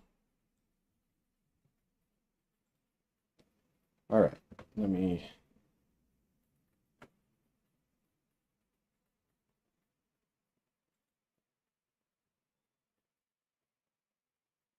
Oh. Wait, so how does he want me to But do? these are the ones. All right, so now we're going to go back to Obsidian. All right, when you do that, that's going to create a JSON file. All right, you want to click this Save to File option, and you can see that downloads it down there for you. All right, so now we're going to go back to Obsidian. We're going to click Choose Files, and we're going to find our calendar file. All right, you can see that's now added the calendar files for me, so I can see I've got an edit button, and you can see there's quite a few options here inside of here that kind of match what we just saw over on the website, to be honest. But these are the ones I was talking about before, where you've got the event categories, and see the colors that are now associated with it. So festivals, I want to change this to blue. I want war to be red. I'm going to make my political events to be murky, horrible color. Different options there. You've got your events that you can obviously come in and see. Nice place to audit all of the events that you've got entered. And then you've got your configuration here for weekdays, months, years, and weekdays. You can set your current date here. We've got a few options to display day number. There's also an option here to auto-increment the day in accordance with real days. I mean, that might be something someone chooses to use. I probably wouldn't use it myself, but it could be an interesting option. All right, and then we click Save. So now we have a calendar. We have our options all entered. We have a default calendar open. Doesn't look like we even need that, but we're going to shut this down. And what we can see here is we now have a calendar inside the system. We can see what the day is, and we can right-click and choose Set as Today if we want to change the current day. But we can also click on a day and make an event. So this can be the party. We're going to give that a festival and click Save. So now we can see we've got a nice festival. And you've also got a blue icon over here in the smaller version. Maybe the party was sort of interrupted, and we can have a war. We can set our war color, and this will make it red. We can set the day, but wars really last for one day, so what we can do is come in here and put the end date. And the one thing that I really want to do with this is I want to connect this one to a note. And you can see over here I've already made my big war topic. So if I come in here and type big war comes up, and I can associate this with a note. All right? And the benefit of that is that I can click this, and I now get my big war note that comes up, and I can write about this is who won, for example, and I can do whatever I want. But what I have now is the capability to really easily keep track of the events that have occurred. And you can also have obviously multiple things occurring on a day. Put the party in again, for example. We'll do it as a natural event. So we get a different color. Now we can see red and green on the same day. So look, it's pretty simple functionality, really, when you think about it. The calendar doesn't need to do much. It really just needs to display the days here and let you keep track of what it is that you've done or doing on those days. So it certainly meets that requirement. I think it goes a step further by showing us moon cycles. And if Jeremy can get the weather working in here, well, I think that's going to be an absolutely fantastic addition as well. It's really going to help us sort of streamline the running of our games. I certainly think there'll be some Realmworks people will be quite excited about not having to use an external tool to track their calendars anymore. I almost guarantee some of you are already using the same website, and you can probably come along and just download your existing calendars and let it straight into this tool, and off you go. So happy days. So yeah, look, fantastic add-on. Thank you. Yes, I don't really need this. I don't need a live manipulation of it, so save calendar.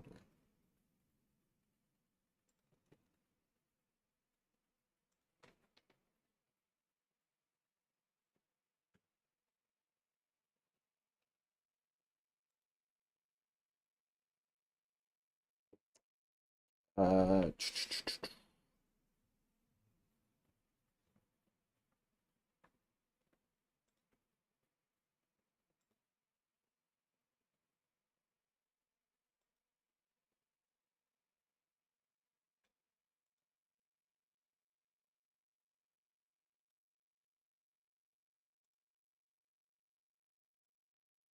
export. Save to file. Saving a JSON file. Okay, so now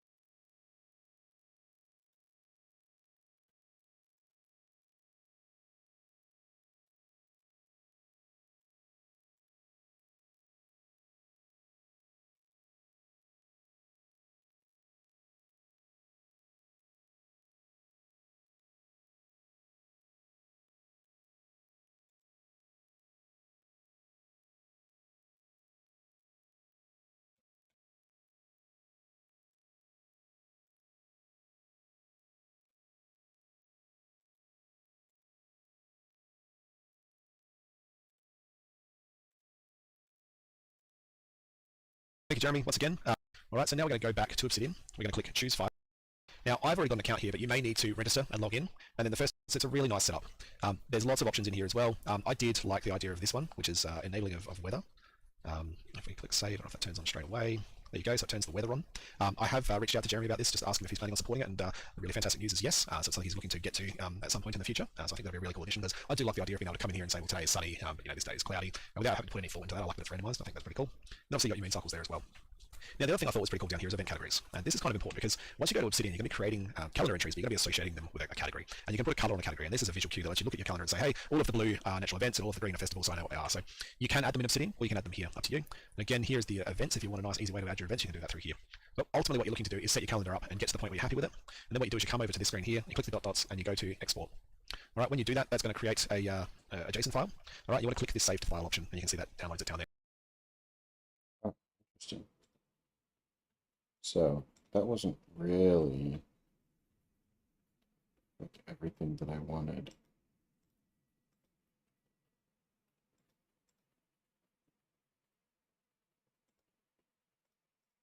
All right, so let's set this up. Let's set this up the way that I wanted to. Current date. Done.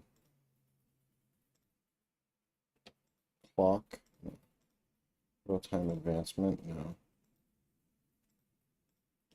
Weekdays. Yep. Months. It's already done. Leap days.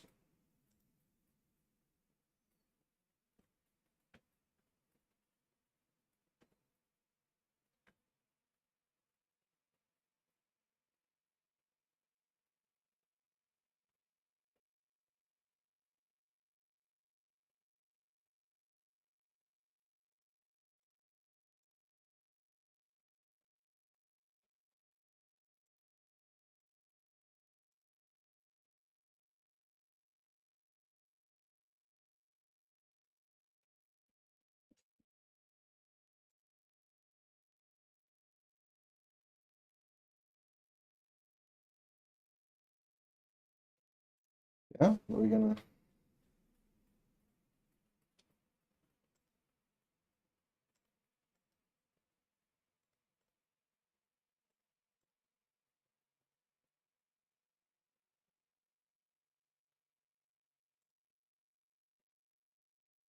There we go.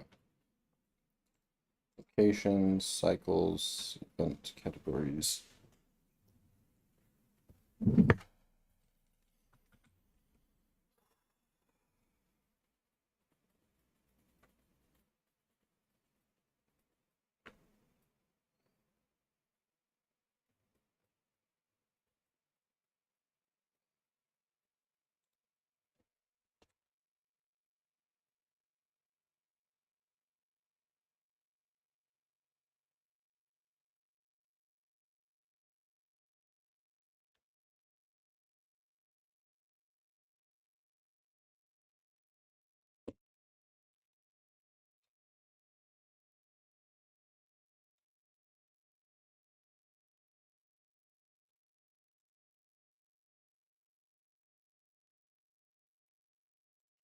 Could link it if I was a subscriber. Got it. No change to save. Cool. I'm going to go to my calendars. Export.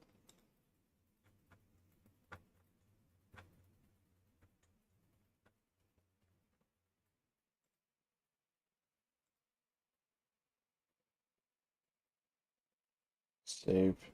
Sure.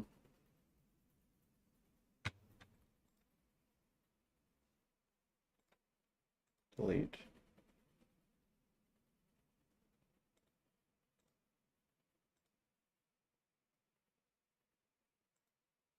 This is plugin tutorials.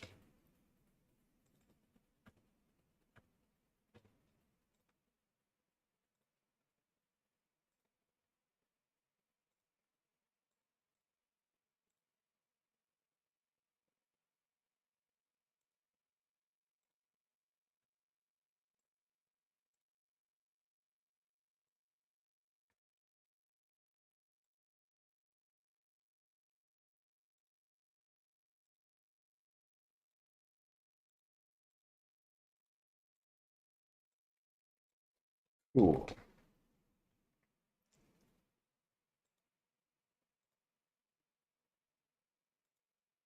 There for you. All right, so now we're going to go back to Obsidian. We're going to click Choose Files, and we're going to find our calendar.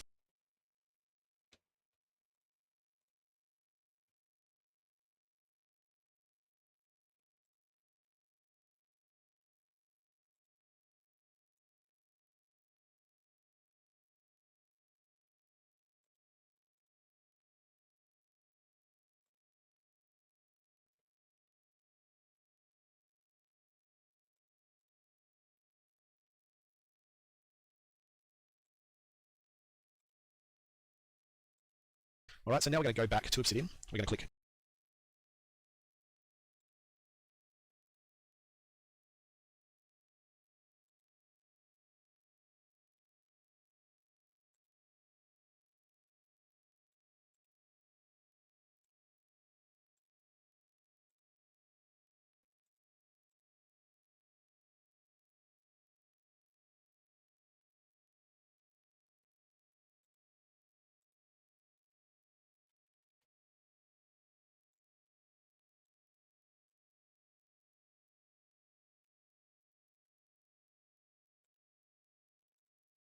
Choose Files, and we're going to find our calendar file.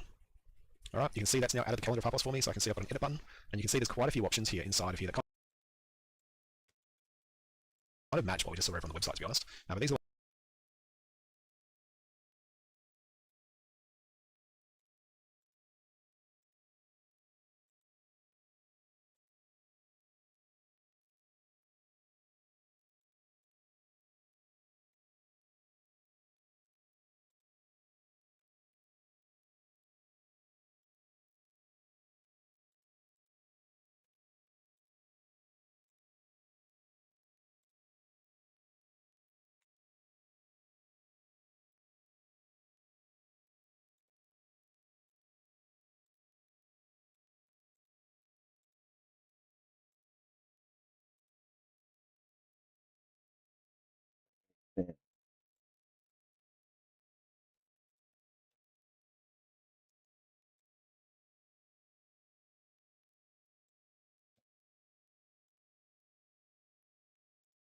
the ones I was talking about before, where you've got the event categories, and see the colors that are now associated with it. So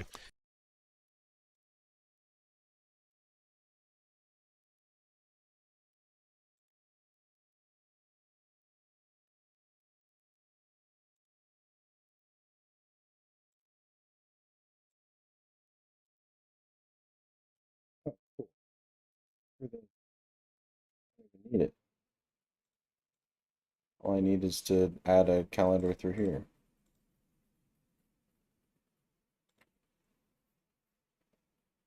Choose preset, calendar of Fireplace. Apply.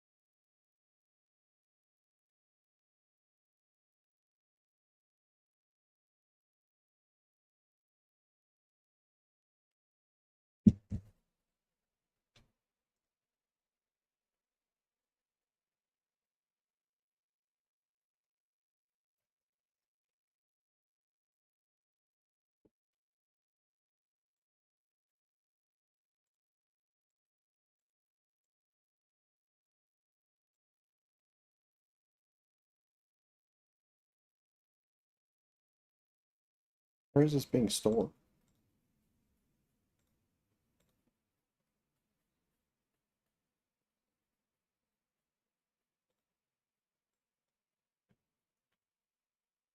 I don't really know what to do with this though.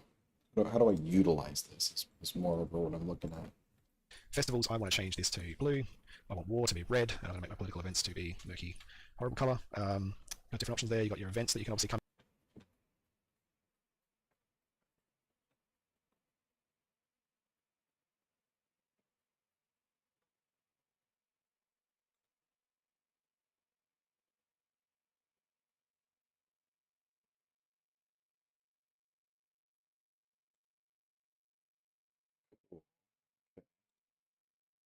Dates, yeah. Oh, current date. I can change the current date. It's going to be trick 3. It's going to be the 4th.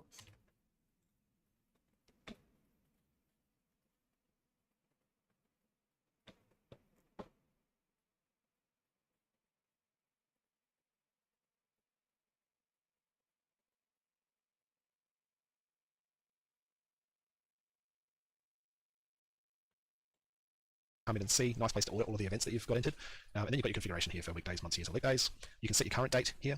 We've got a few options to display day number. There's also an option here to auto increment the day in accordance with real days. I mean, that might be something someone chooses to use. I probably wouldn't use it myself, but it could be an interesting option. All right, then we click save.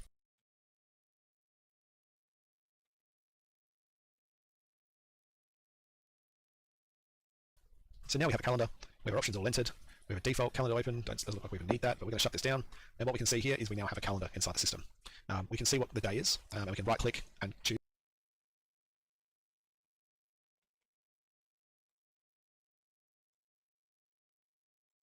use it myself, but it could be an interesting option. All right, then we click save. So now we have a calendar. We have our options all entered.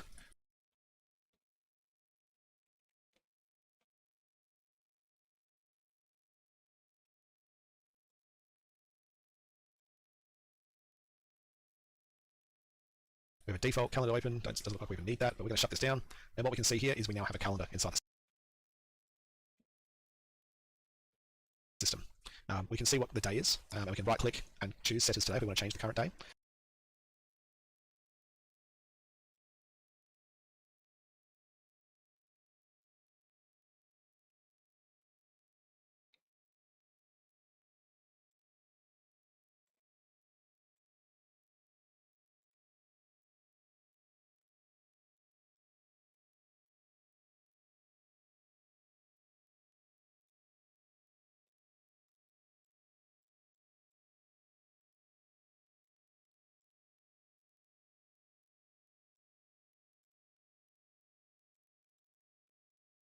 But we can also click on a day and make an event. So this could be the party, but we can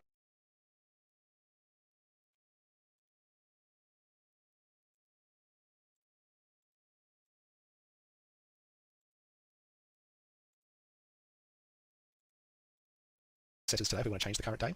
But we can also click on a day and make an event. So this could be the party.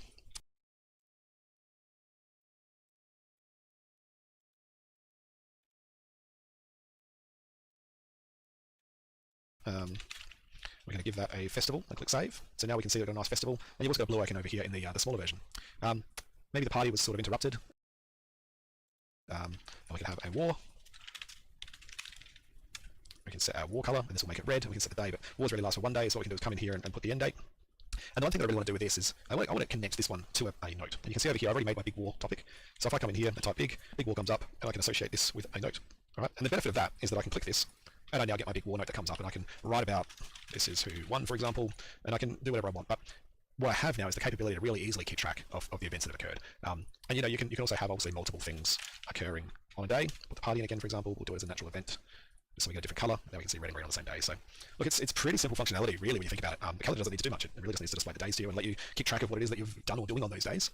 So it certainly meets that requirement. I think it goes a step further by showing us moon cycles. And if Jeremy can get the weather working in here, well, I think that's going to be an absolutely fantastic addition as well. It's really going to help us sort of streamline running of our games. I certainly think there'll be some Realmworks people will be quite excited about not having to use an external tool to track their calendars anymore.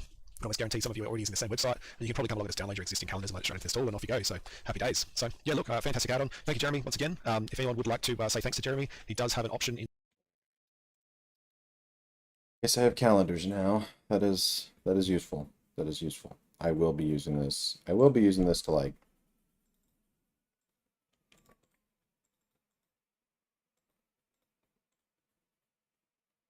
if I could just like if it just could open up a note, you know, for me to be able to start writing in here.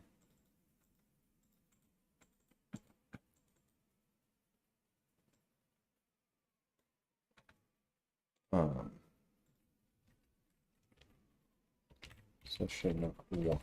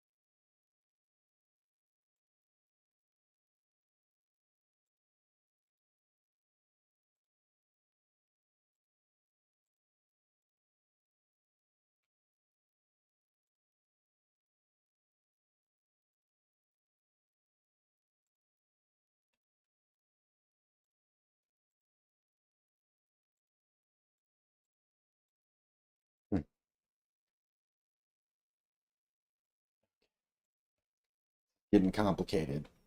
Getting real complicated, but I can see it. See the light at the end of the tunnel.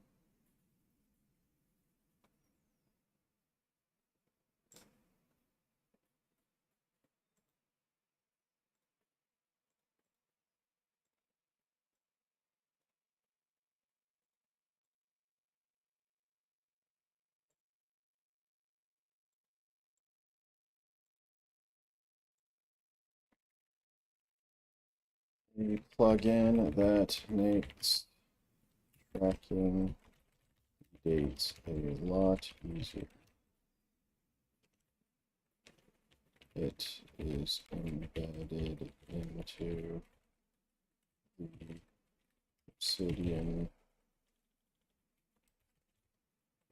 That's a tab that just opens. Click it on the left. It is great for events that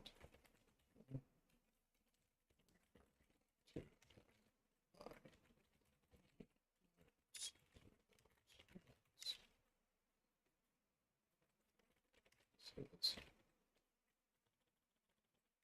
push. Directly. Oh, hold on.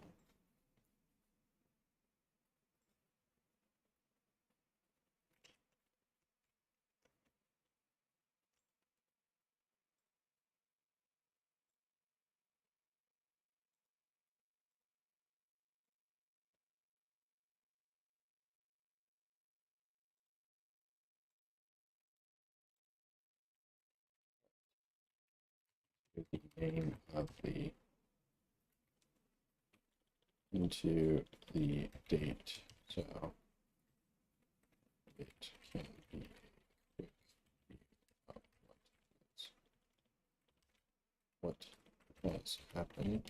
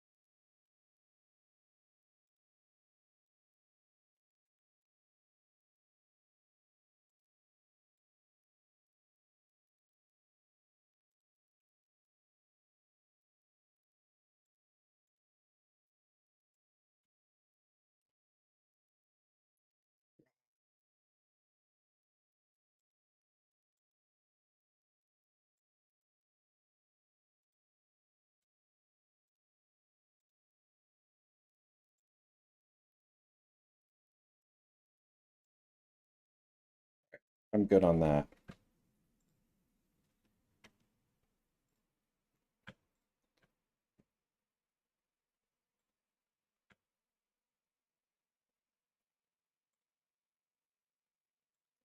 Dice roller. Roll dice directly into your notes and see the results in preview mode. Select the reroll and modify your formula as needed. Dice roller. Yeah, let's go for it.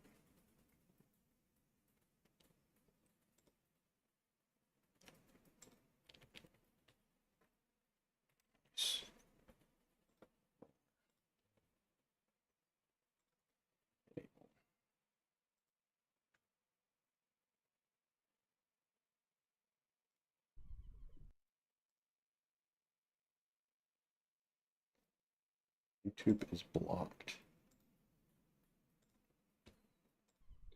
Alright, g'day guys, and welcome back today to another Obsidian video.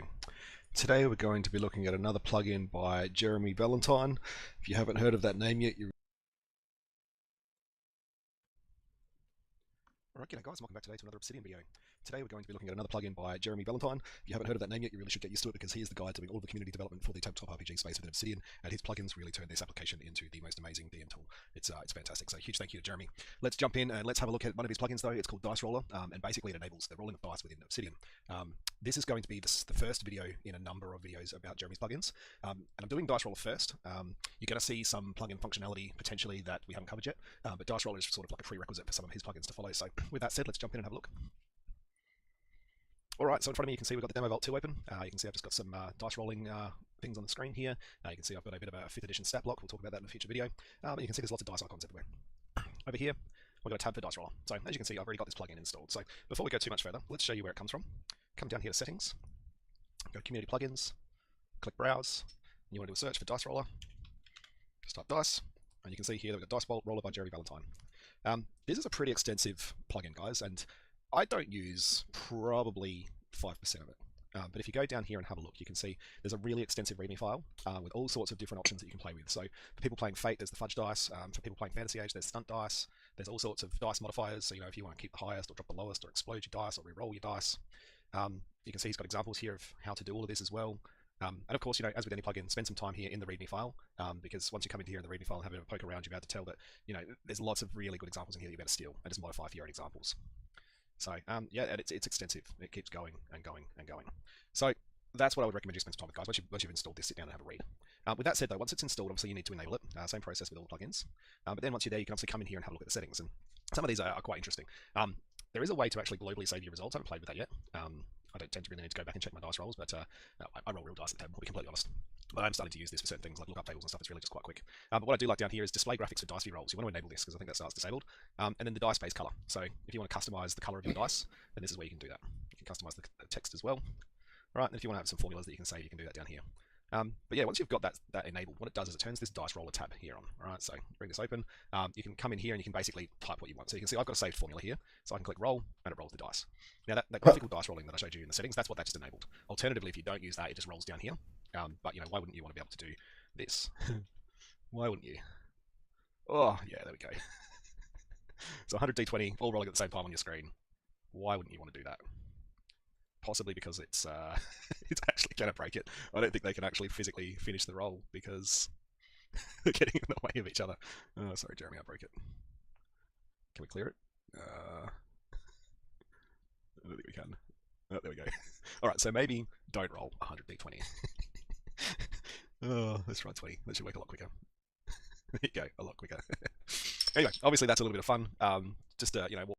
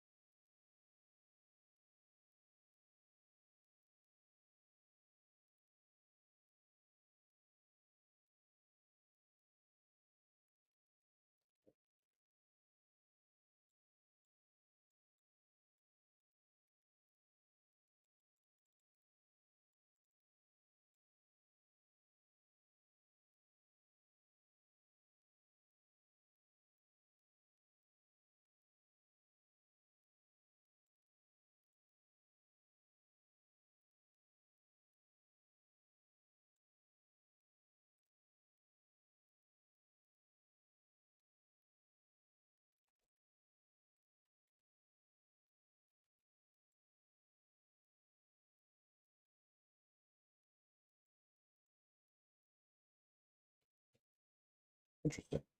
Okay. Walk you through what we can Neat. do here. Let's change the color of the dice. And then roll that. All right, so super simple to use. Obviously, you can do other types of dice. I wonder what happens if we try and do a dice that technically doesn't exist. Like, it does support things that don't have a roller, but obviously it doesn't have graphics for a D2 dice because D2 dice don't exist. So just know that you can roll things that if you're making like a random table, for example, with an option that doesn't exist in a dice, you can actually technically just use this to randomize the result.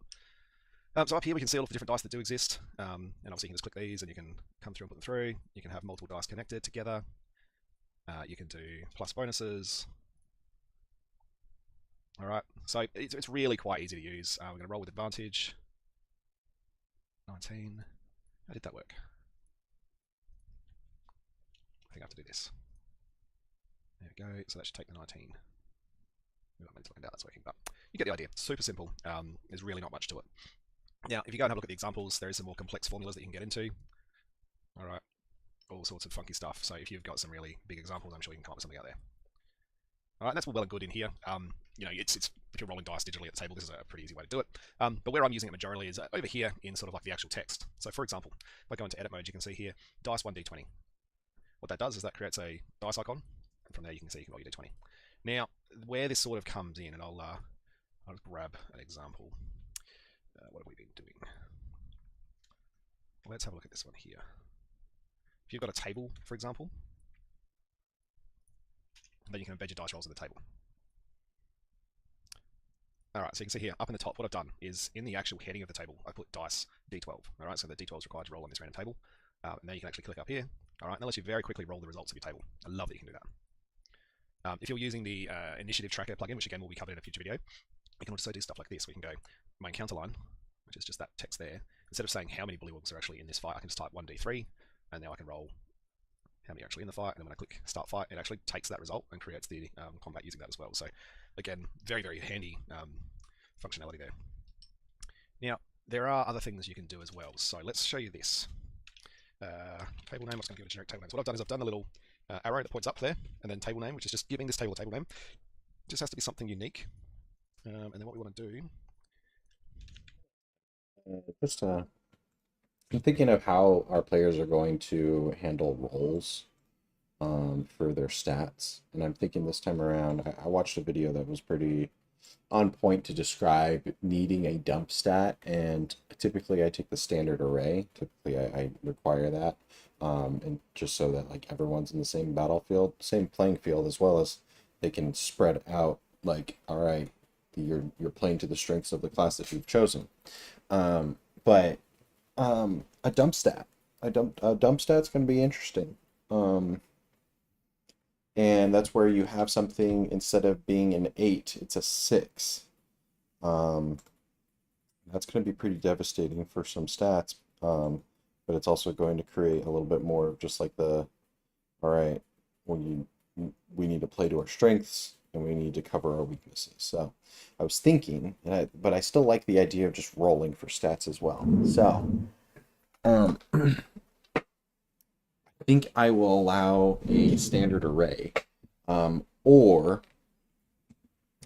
a roll. Maybe I might just require the roll. So you would have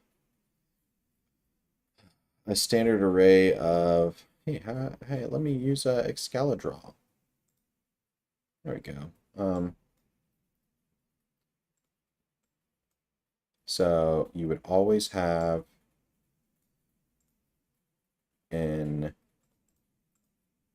you would always have a 6, and you would always have a, what is it, a 16?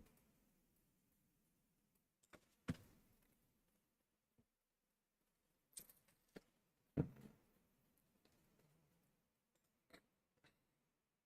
think it's a 6 and a 16. Which means you're going to be really good at some things as well. You're going to be pretty powerful at the beginning. I'd probably bring it to 15. What is it? What is the standard array? Let me look that up. D&D standard array.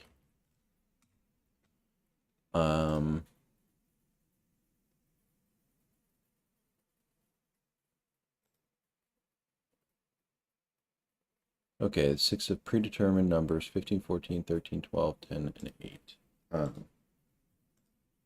Heck, I kind of want things to be pretty brutal. I would want a 6, an 8, a 10, a 12, 14, and a 15. That's probably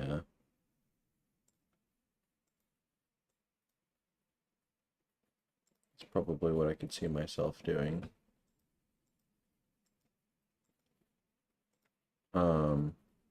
I'm thinking maybe you just give a 6 and a 15. Erase all these. And you roll for all the other stats. So you would do 4. Drop the lowest. Hope that you get some good stuff and hopefully no bad stuff. So this one would be 14. So the lowest one here was, oops. The lowest one here is a 1, so 3, 3, 4. 3, 3, 4 is a 10. That is a 10. That's pretty good. Lowest one here is a 2, so 4, 4, 2. Again, a 10. 4, 2. Let's go here. 2 is the lowest. 2, 2, 5. That's a 9. And hope we get a better one this time. Oh, there we go. A 1 is the lowest. So 2, 2, 4. It's an 8. Ooh, these are not good stats. Okay, that's the first run, okay? 6, 10, 10, 9, 8, 15. There's one thing that they're really good at. Everything else is kind of dog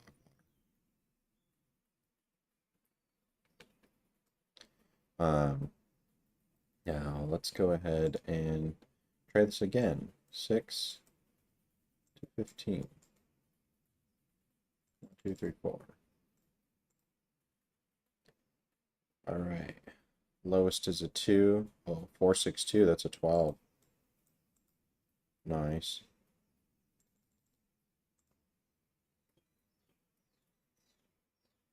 Ooh, 3. So 6, 6, 3. That is a 12. That's another 15. That is great so far.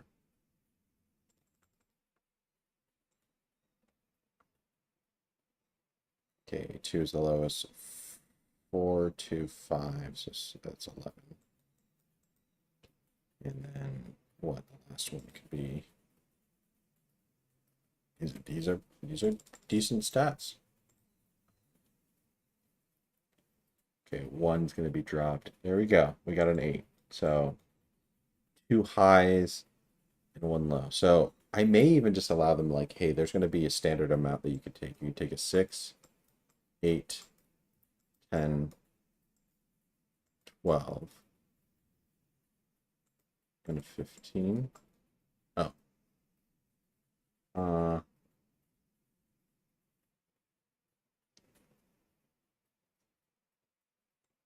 Say 14 and a 15. That might be a pretty good standard array. That leaves potential for having two 16s potentially, if you choose your options correctly. I'll try one more time just to get an idea.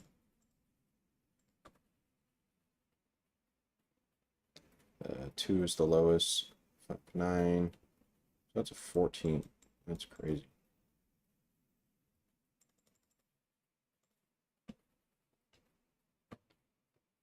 Two is the lowest. That's 11.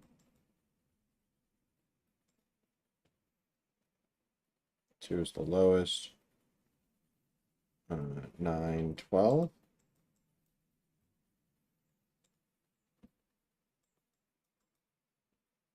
One is the lowest. Jeez, that's a 15 again. Dang. That has high potential. It also has low potential as well. You can imagine getting something low. Yeah, there you go. That's an 8.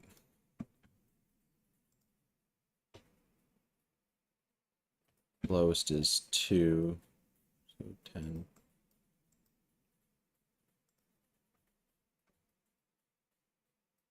Lowest is 2, so 12. So far, this is on par. That's a high one. Holy. 5 is the lowest. Oh, that's an 18. That's an 18. Holy crap.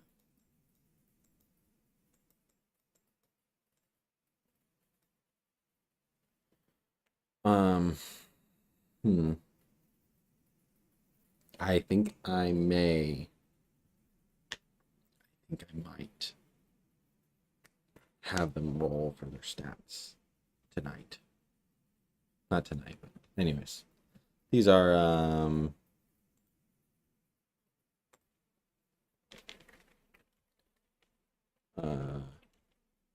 stats. Rolling for stats. That's cool. That's cool. That's cool. That's cool. This is coming in handy. I like it. I like rolling. Rolling's fun.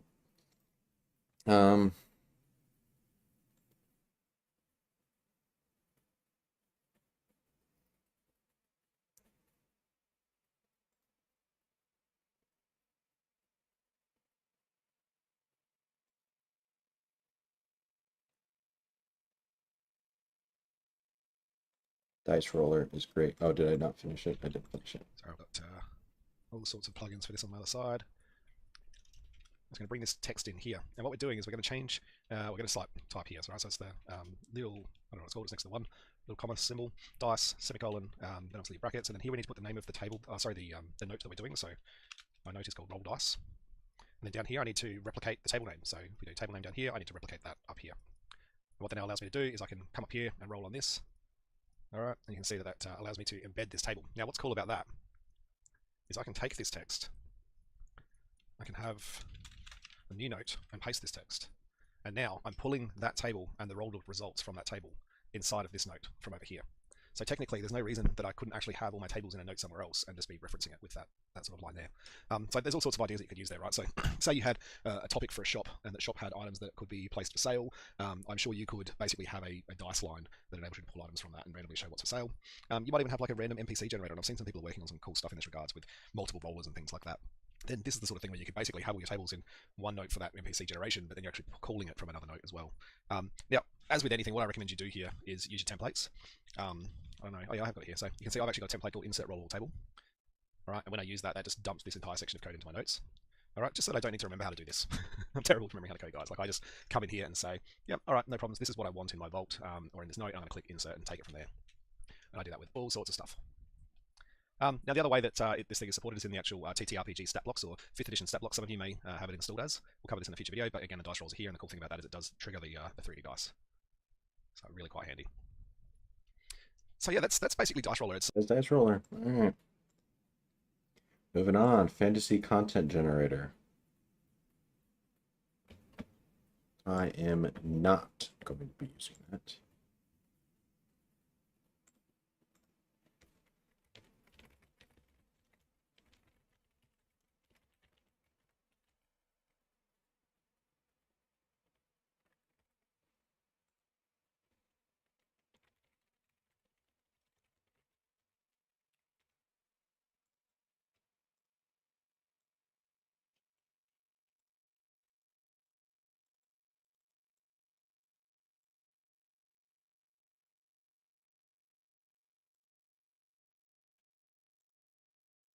Fantasy Stat Block, a tabletop role-playing plugin to create and manage your stat block layout with Obsidian.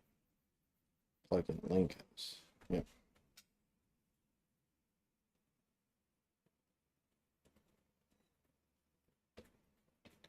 All right, we're gonna need that.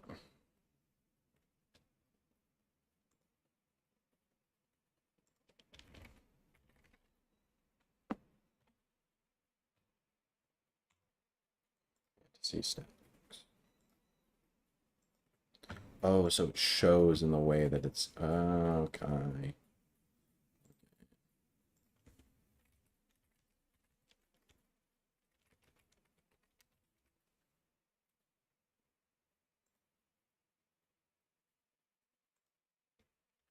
This is a plugin that allows tables to be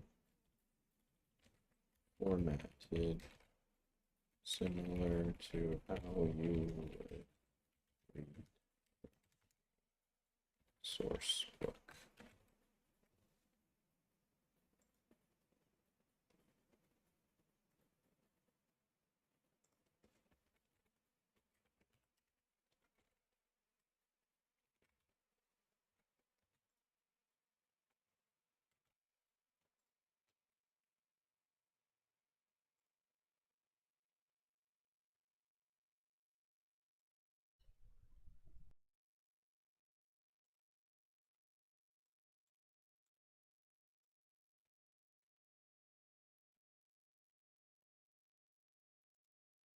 Please have a good mic. Alright, g'day guys, and welcome back to another Obsidian video. Today we're going to be looking at how to add stat blocks into your notes. TTRPG stat blocks. This is another one that's come to us from Jeremy. Alright, this guy deserves a coffee. Without further ado, let's jump over and have a look. Alright, so in front of me you can see I've got TTRPG stat blocks as a note turned up. And what I want to do is basically put a stat block into this thing. So what I've done ahead of time, this is how I operate with everything, is I've created a template. So I'm going to press Alt-T, which is my hotkey for template, and I'm going to put in stat. Alright, so I can say insert monster stat block. Alright, so that puts this code in here. You can see that's quite simple. It's just a couple of little comma things with stat block, new line, monster, semicolon, goblin, and then the closure of the little things. I need to find out what they're called, but whatever. If I preview this, you can see that instantly turns into a goblin. Now, that's easy, right? You're not going to have all these monsters loaded when it comes to you. What this is actually doing is there's a little database in the back end, it's a JSON file, that basically has all the monsters loaded into it. I've loaded all of the monsters I can find into it. And what that enables me to do now is just literally come in here and go, I want an orc, I can do orc. Right, now, that is really handy. I think that's really cool. There is more you can do though. If we do Alt-T and do stat block again, we've got one here that I've created called insert custom monster. Custom monster. I think I need to change that to custom monster. You can see here that this is a longer section of code, but what this is doing is allowing you to create my own custom monster. This is Jeff the Giant. He's large. He's a giant.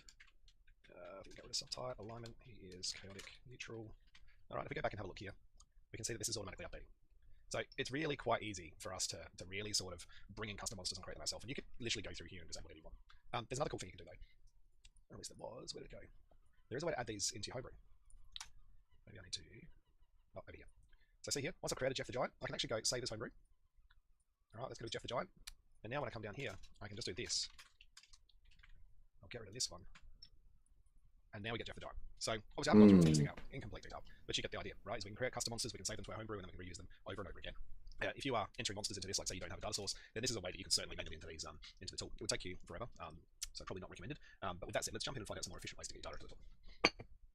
All right, first we'll go through how to install it. So come down here to settings, community plugins, browse. And what we're actually going to do is look up one called Obsidian Brat. Some of you might already have this installed, but Obsidian Brat is for video reviewers auto update tester plugin. Go ahead and install and enable this. What that does is it installs a little smiley face over here, and you click that, and you can see plugins, add a beta plugin for testing. Now, I've already done that, but let's just come down here to open a GitHub repository for a plugin. I'm going to grab this one here. Just going to post that there so you guys can see it. All right, and what I do is I come over here to Obsidian Brat, I go add a beta plugin for testing, and I paste this in here. All right, click add plugin. And what this is doing is it's pointing to the GitHub. And what you're going to see basically is that it's called 5e stat blocks. When this started out, it was designed for 5th edition, and that was it. It was only designed for 5th edition. Jerry plays 5th edition, which is why he's obviously building 5th edition. But he's since had a lot of requests to sort of start supporting other modules, and he's done a lot of work to sort of make this thing modular in a way that can be manipulated for other systems. So if you're playing Pathfinder 1, Pathfinder 2, maybe some other Star Wars game or something, I know there's people out there working on variations of this plugin. All right, so with that said, you've added that. That will install the plugin. Obviously, you need to go through the process of making sure it's enabled. And what you should do is you should be able to see it down here. If you've done it through Obsidian Brat, it'll be called TTRPG stat blocks. If you've done it just through the community, it'll be called 5th edition stat blocks. 5th edition stat blocks has issues, all right, with the things I'm going to show you in the future. So I recommend you do this through Brat. All right, so we can see here, here's the settings for it. Now, we had a previous video on Dice Roller. All right, so you can come in here and you can integrate the Dice Roller. You can render the dice rolls, which makes it 3D when you click on these stat blocks. There is different layouts here. And for you Pathfinder guys, like, this is where you can mess around. And I'll just create a copy just for the sake of just having a quick look. I'm not going to go through this in detail. But this is where you can create a layout. All right, if you're playing Pathfinder or Pathfinder 2, then I think you're going to find that the layouts aren't that different across all the systems, and especially the type of data in there that's not that different. You'll probably be able to figure this out. All right, so it looks pretty simple. You can come in here and add bits. You can add groups, spells, tables, text, etc. And you just need to point to it, and you need to tell it what it's like pointing to. So this one's for saves, so it points to the saves text inside the JSON file. This is advanced stuff. Like most of you probably just go her. I'm certainly looking at this and go her. But just know that this functionality exists, and there are people on the official Discord who are exploring making layouts for different things. So let's get rid of that. And I'll get rid of that. So use my default. This is what we're looking for though. Import monsters, because obviously you need monsters inside of this thing, right? Inside of the database in order to make it useful. And there are places out there on the internet where you can find monsters. Now, before we continue down this path, I will say this: don't pirate material, guys. Don't be that guy. All right, go out, buy books. Make sure you own the content that you're using. I, for one, own at least probably 3 copies of the monster manual at this point. Probably 4 copies of the player handbook. Like that's just the nature of this, right? Is we end up having multiple copies of this data. These sites, they're probably going to have copies of data that you don't own. So my little stance here is utilize these sites, get the data that you do own, save yourself a bucket load of time. But outside of that, don't go stealing. It's not cool. All right, the one I had the most success with to start with, was import D&D app file. Now you might be sitting here going, well, what's an import D&D app file? Well, guys, Google is your answer for everything.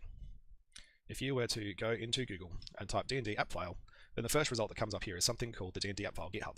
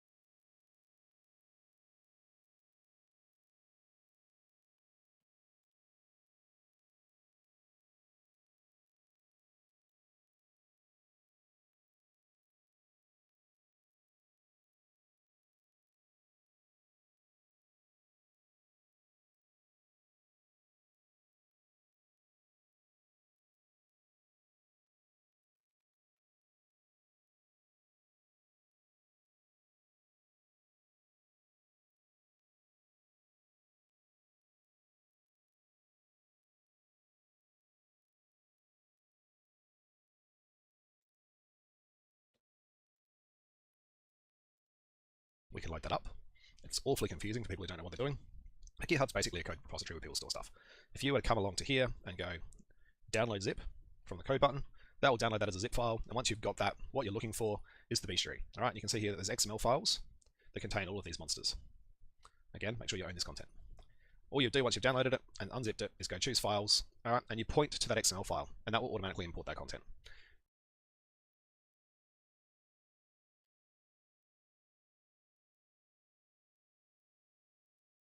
Once it's imported, you come down here, and you're going to have access to an absolute bucket load of monsters if you've done it right.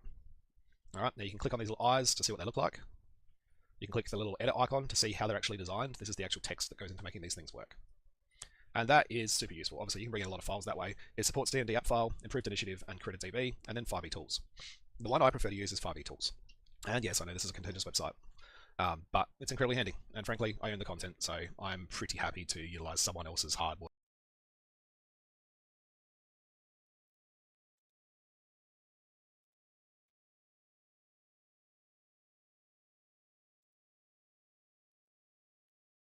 to get my content into the tool. So, 5e tools, if you don't know it, I assume most people do at this point. 5e.tools, you can Google for it as well. And effectively, look, it's just a digital playground of stuff for 5e DMs. And what we're going to look at doing though, and I'll show you how to do this because this confuses people. We're going to come in here to the Homebrew Manager, close the little ad, let this open. And basically the Homebrew Manager, Homebrew is code for everything that's not official in this tool. So we can go get Homebrew. It's going to bring up a list of all the homebrew that you can add, and this is obviously people have painstakingly put this into the tool. I like to go category, come down here to monsters, and just browse through and find the PDFs that I own. All right. Again, make sure you own the content. Don't steal. Don't be that guy. But all you can do is you click it, that loads it, done. All right. We can now come back here. We'll go to I think references and then bestiary. Nope, it's just slow to load. It is loading a hell of a lot of data.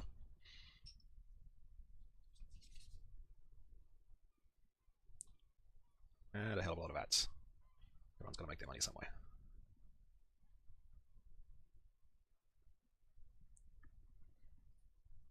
Here it comes.